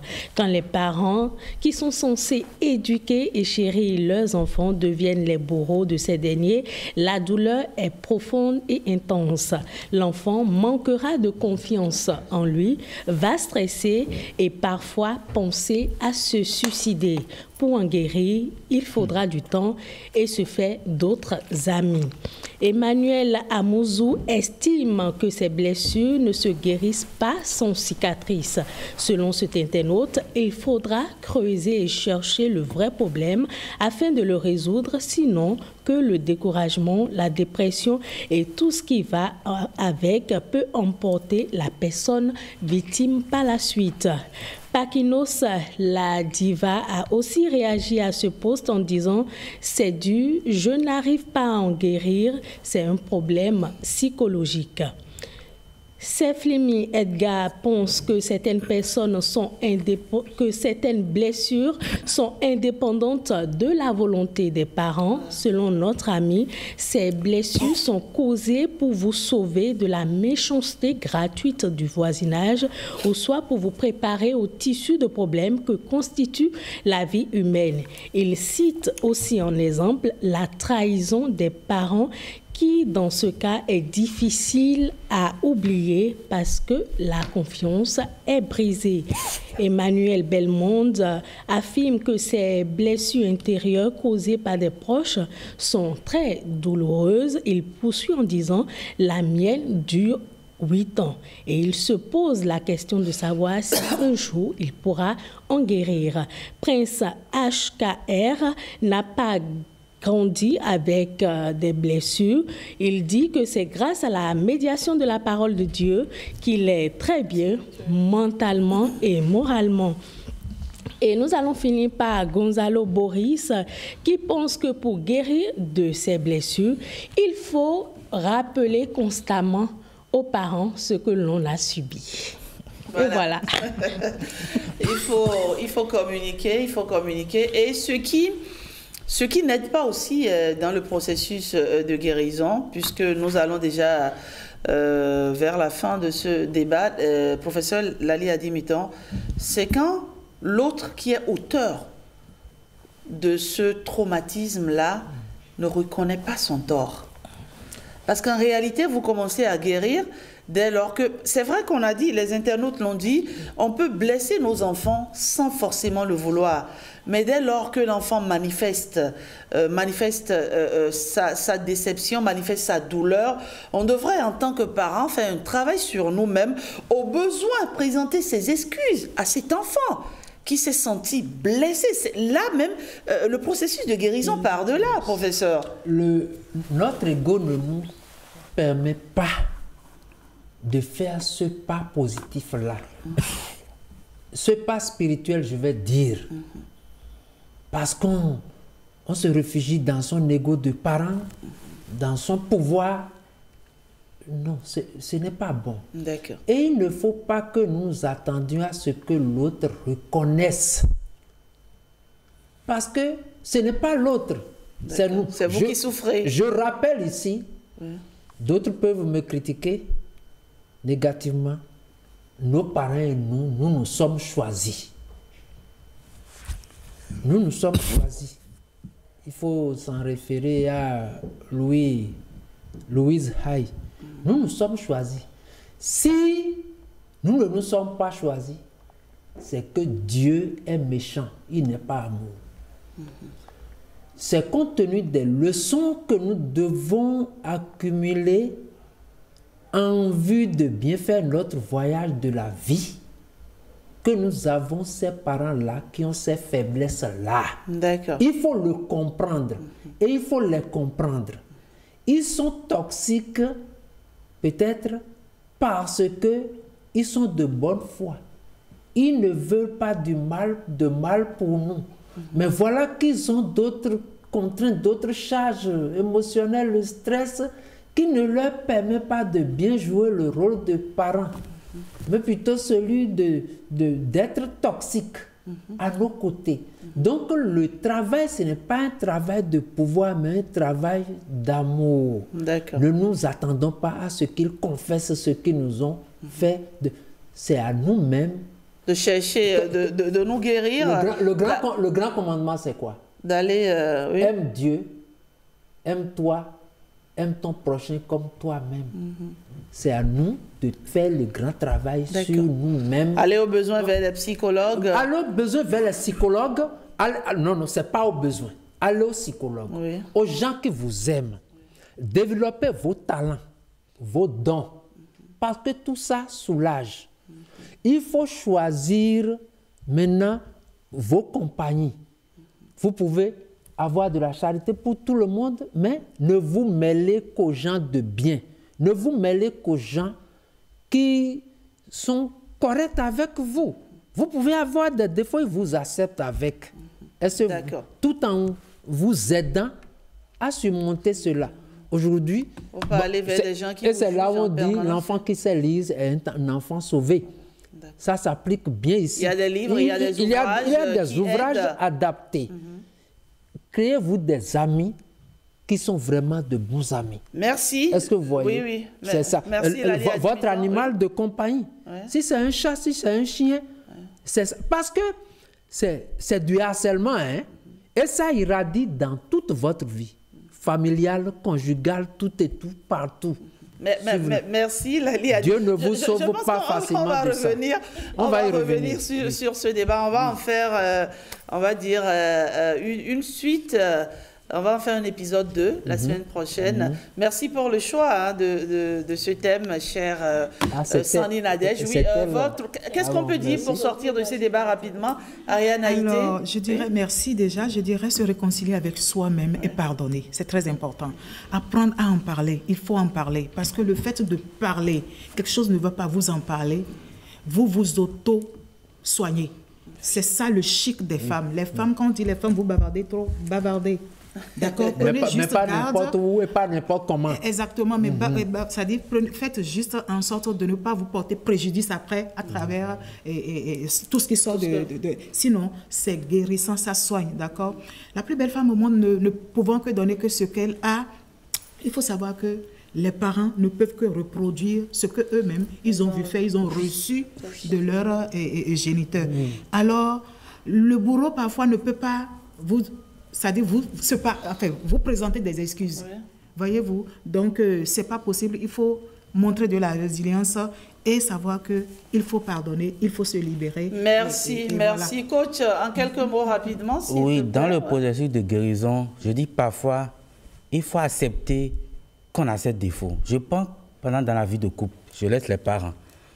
Vous avez votre femme, votre mari, qui quand même, en termes d'attitude, pense qu'il doit s'améliorer. Il doit accepter que par rapport à telle attitude qu'il a refait. Donc, ça, accepter, c'est très, très important parfois. Bon, entre parents et enfants, on va comprendre.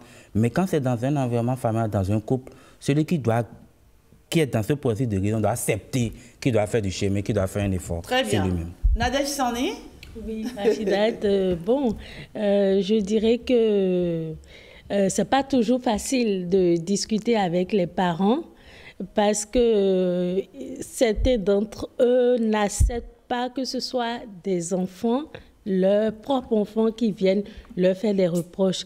Et donc, je voudrais demander humblement aux parents de se remettre en question parfois et de se demander, de se mettre à la place des enfants pour voir s'ils auraient accepté, ils auraient compris ce comportement-là. Et ça va leur permettre de mieux se comporter avec les enfants. Merci à vous, chers débatteurs. Je sens que le professeur Lali Adimiton brûle d'envie de dire encore des choses. Je donne ma langue au chat. Vous me refusez mon dernier mot. Bon, allez-y alors, allez-y. Oui, vous savez, il faut que les parents même aillent voir les aînés peut-être du rang de leurs parents. Si leurs parents ne sont pas là, mais même si leurs parents sont là, qu'ils aillent à leurs parents pour comprendre certaines choses des événements qui ont eu lieu dans la vie de leurs propres parents. D'accord. Oui, là, ils sauront leur pardonner. Et pardonner à quelqu'un, c'est se pardonner soi-même. C'est un don de soi à soi. Merci. Est-ce que vous voyez? Merci, merci professeur Lali Adimiton. Vous savez, en tant que parent, on est animé de bonne volonté, on a envie de tout donner aux enfants, on a envie qu'ils réussissent, on a envie qu'ils grandissent dans un environnement sain, dans un climat apaisé et sécurisant. Mais parfois, cette envie se heurte à tellement d'obstacles parce que, en tant que parents aussi, on a des challenges quotidiens, on a des défis, tellement de défis, aujourd'hui plus qu'hier. Et parfois on peut blesser, parfois on peut faire mal sans le vouloir. Il faut appeler, amadouiller quelques minutes après quand on s'en rend compte. Quoi qu'il advienne, ne jamais oublier en tant que parent de donner beaucoup d'amour aux enfants. Ça soigne, ça guérit. C'est le plus grand médicament qui puisse exister au monde. Merci à vous, chers débatteurs. Allez, Actu-Culture, je vois Patrick Diossou qui s'impatiente de l'autre côté. Il dit, mais Rachida, c'est fini. Allons Actu-Culture, bah oui, on va maintenant, merci à vous, on va écouter un peu de musique, le temps de prendre notre dernier invité et on va retrouver le groupe Toofan dans cette toute nouvelle sortie, ça s'appelle Déodorant. Quand même, Déodorant.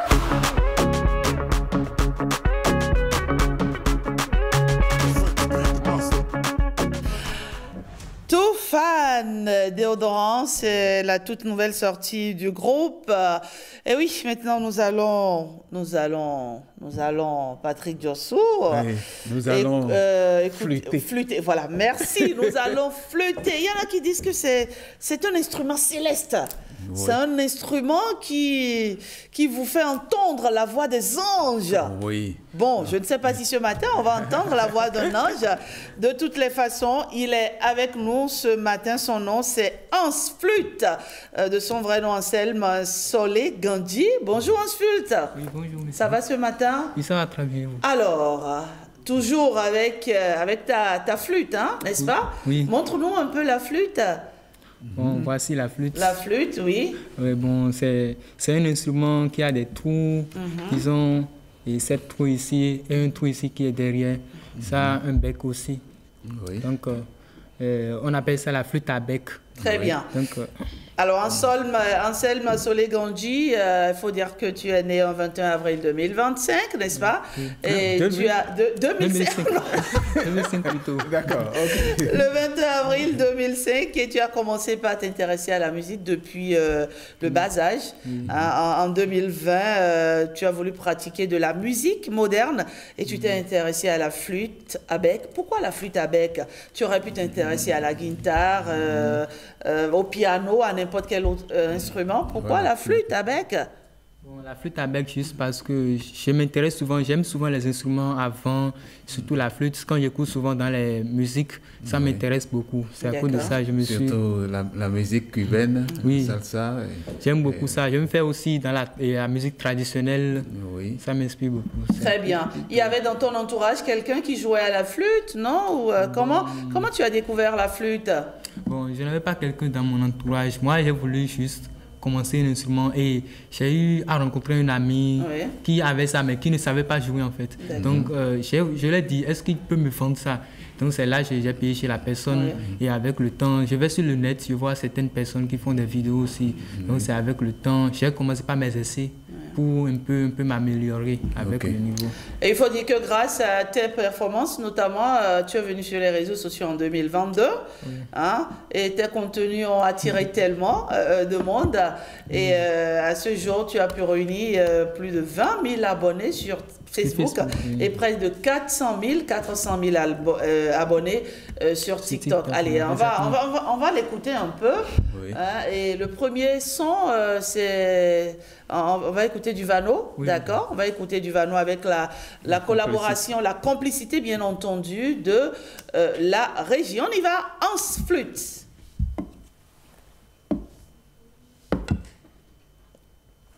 Oui.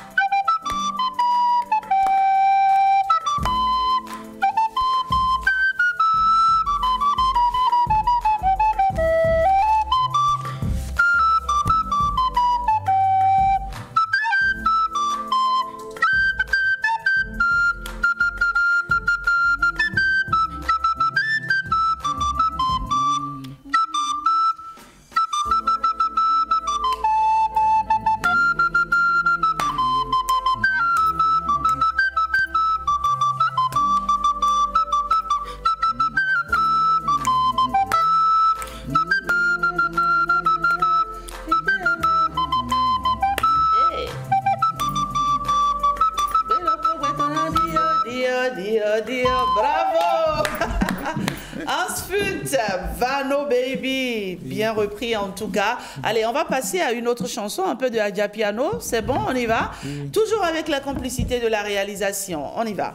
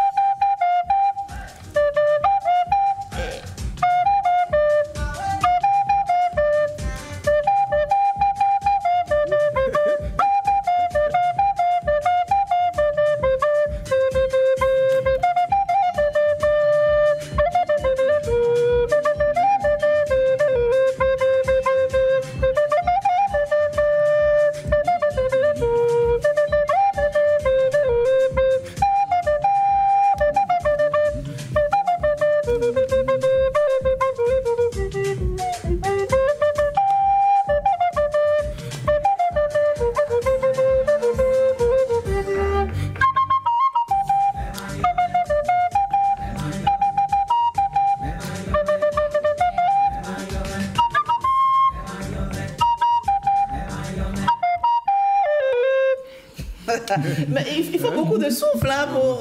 pas beaucoup de souffle. Sérieusement, là, t'es pas fatigué? Non. Moi, je suis là, je te regarde, mais je souffre à ta place. Non.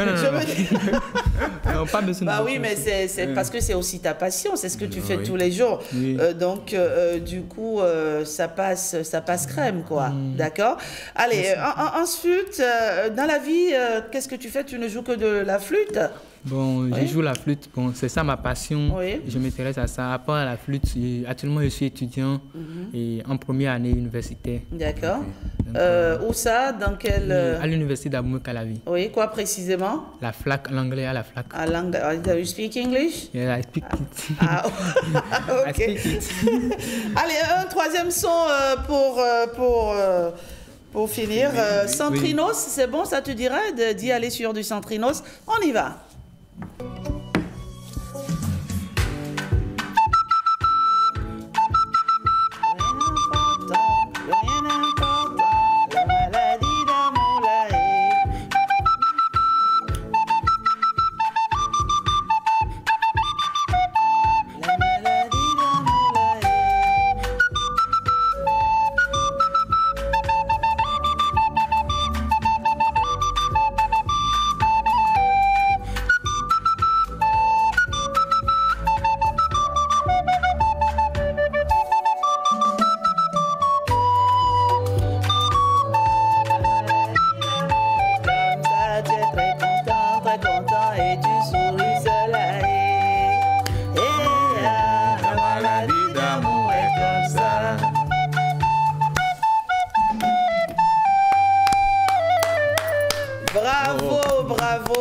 Bravo, Hans Flûte, voilà, de son vrai nom Anselme Solé Gandji. Alors, Hans Flûte, quels sont tes projets? Bon, mes projets, c'est d'abord d'avoir une performance dans ce que je fais. Oui. Parce que je me suis auto-formé, je me suis exercé seul à la maison et avec le temps. Donc, il faut que je sois un peu plus professionnel et que je rencontre certaines personnes qui peuvent m'aider à un peu avoir le bon niveau dans ce que je fais. En plus de ça, et avoir une bonne carrière, genre avoir des personnes qui peuvent m'aider un peu à propulser dans le domaine. Tu as besoin de soutien, en fait, pour davantage t'élever dans ta carrière. Voilà, c'est ce dont j'ai besoin. D'accord. Et en plus de ça... J'aimerais aussi évoluer de l'instrument. Par exemple, et la flûte à bec, je peux aussi associer ça avec du saxophone parce que ça peut aussi me rendre un peu performant. Donc, ce sont mes projets un peu. Il faut dire, Patrick Diossou, que ces contenus sont très appréciés par sa communauté. Une communauté qui grandit tous les jours. Alors, en flûte, qu'est-ce que tu as envie de dire à ces centaines de personnes qui te suivent au quotidien sur tous tes réseaux? Bon, je les remercie d'abord de m'avoir suivi, d'avoir fait confiance en moi. Et je les demande de toujours continuer à me soutenir et que je suis là et que toute personne voulant me soutenir, je suis toujours là. Donc, je les remercie. Oui. Merci Hans Flûte. Patrick Diossou, toi qui es musicien, qu'est-ce que tu penses de... Non, c'est bon. Et il a une bonne manière de tenir son instrument. Est-ce qu'il y a eu des prestations que Hans Flûte a pu faire, des prestations publiques, ou bien c'est seulement sur TikTok ou sur les réseaux? Je ne fais pas seulement des vidéos sur les réseaux, je fais aussi des prestations. Parce que quand mes trucs ont commencé par un peu prendre, il y a certaines personnes qui me contactent pour des prestations ou bien des surprises, par exemple. Donc, certains me contactent et j'ai fait... Il y a même récemment une vidéo de mes prestations que je viens de poster sur ma page Facebook. Donc, et je trouve des prestations aussi. On peut te solliciter pour aller compter fleurette à sa charmante demoiselle. On peut te solliciter? Oui, pas de problème. D'accord. Allez, merci Hans Flûte. Patrick Diossou, je pense que c'est un talent à soutenir, absolument. Voilà, il faut le soutenir absolument. On va le soutenir. Je pense qu'il a de l'avenir. Hein? Oui. Il a de l'avenir. Il a ce que certains appellent le style. Le style, c'est ça. Il ne s'agit pas simplement de jouer, mais jouer avec style. Je l'observais. Il a une signature. Il a une signature. Et ça, avec un maître, il va mieux approfondir ce style. Je vais lui indiquer, il y a 2 personnes que je connais bien qui sont de bons flûtistes. Il y a Sam Koupaki, et puis il y a Meshak Adiaho. les deux, ils sont qui bons. Vont pouvoir l'aider. Ils vont pouvoir l'aider. Oui. Merci Hans Flûte, c'était un plaisir pour nous de t'avoir reçu ce matin. Patrick Yossou, ce sera tout, n'est-ce pas? Oui. Ce sera tout par la grâce de Dieu. Allez, souffle un peu dans la flûte pour qu'on sorte de cette émission. Fais-nous quelque chose rapidement, ce que tu veux. Hein. Patrick Yossou, allez, merci à toi.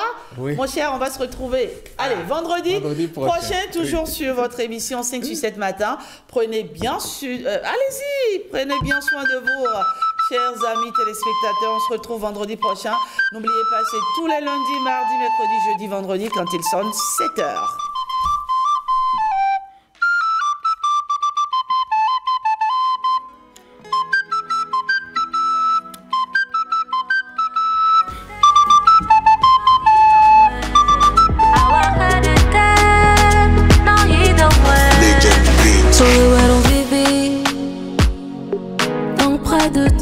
Je veux rester.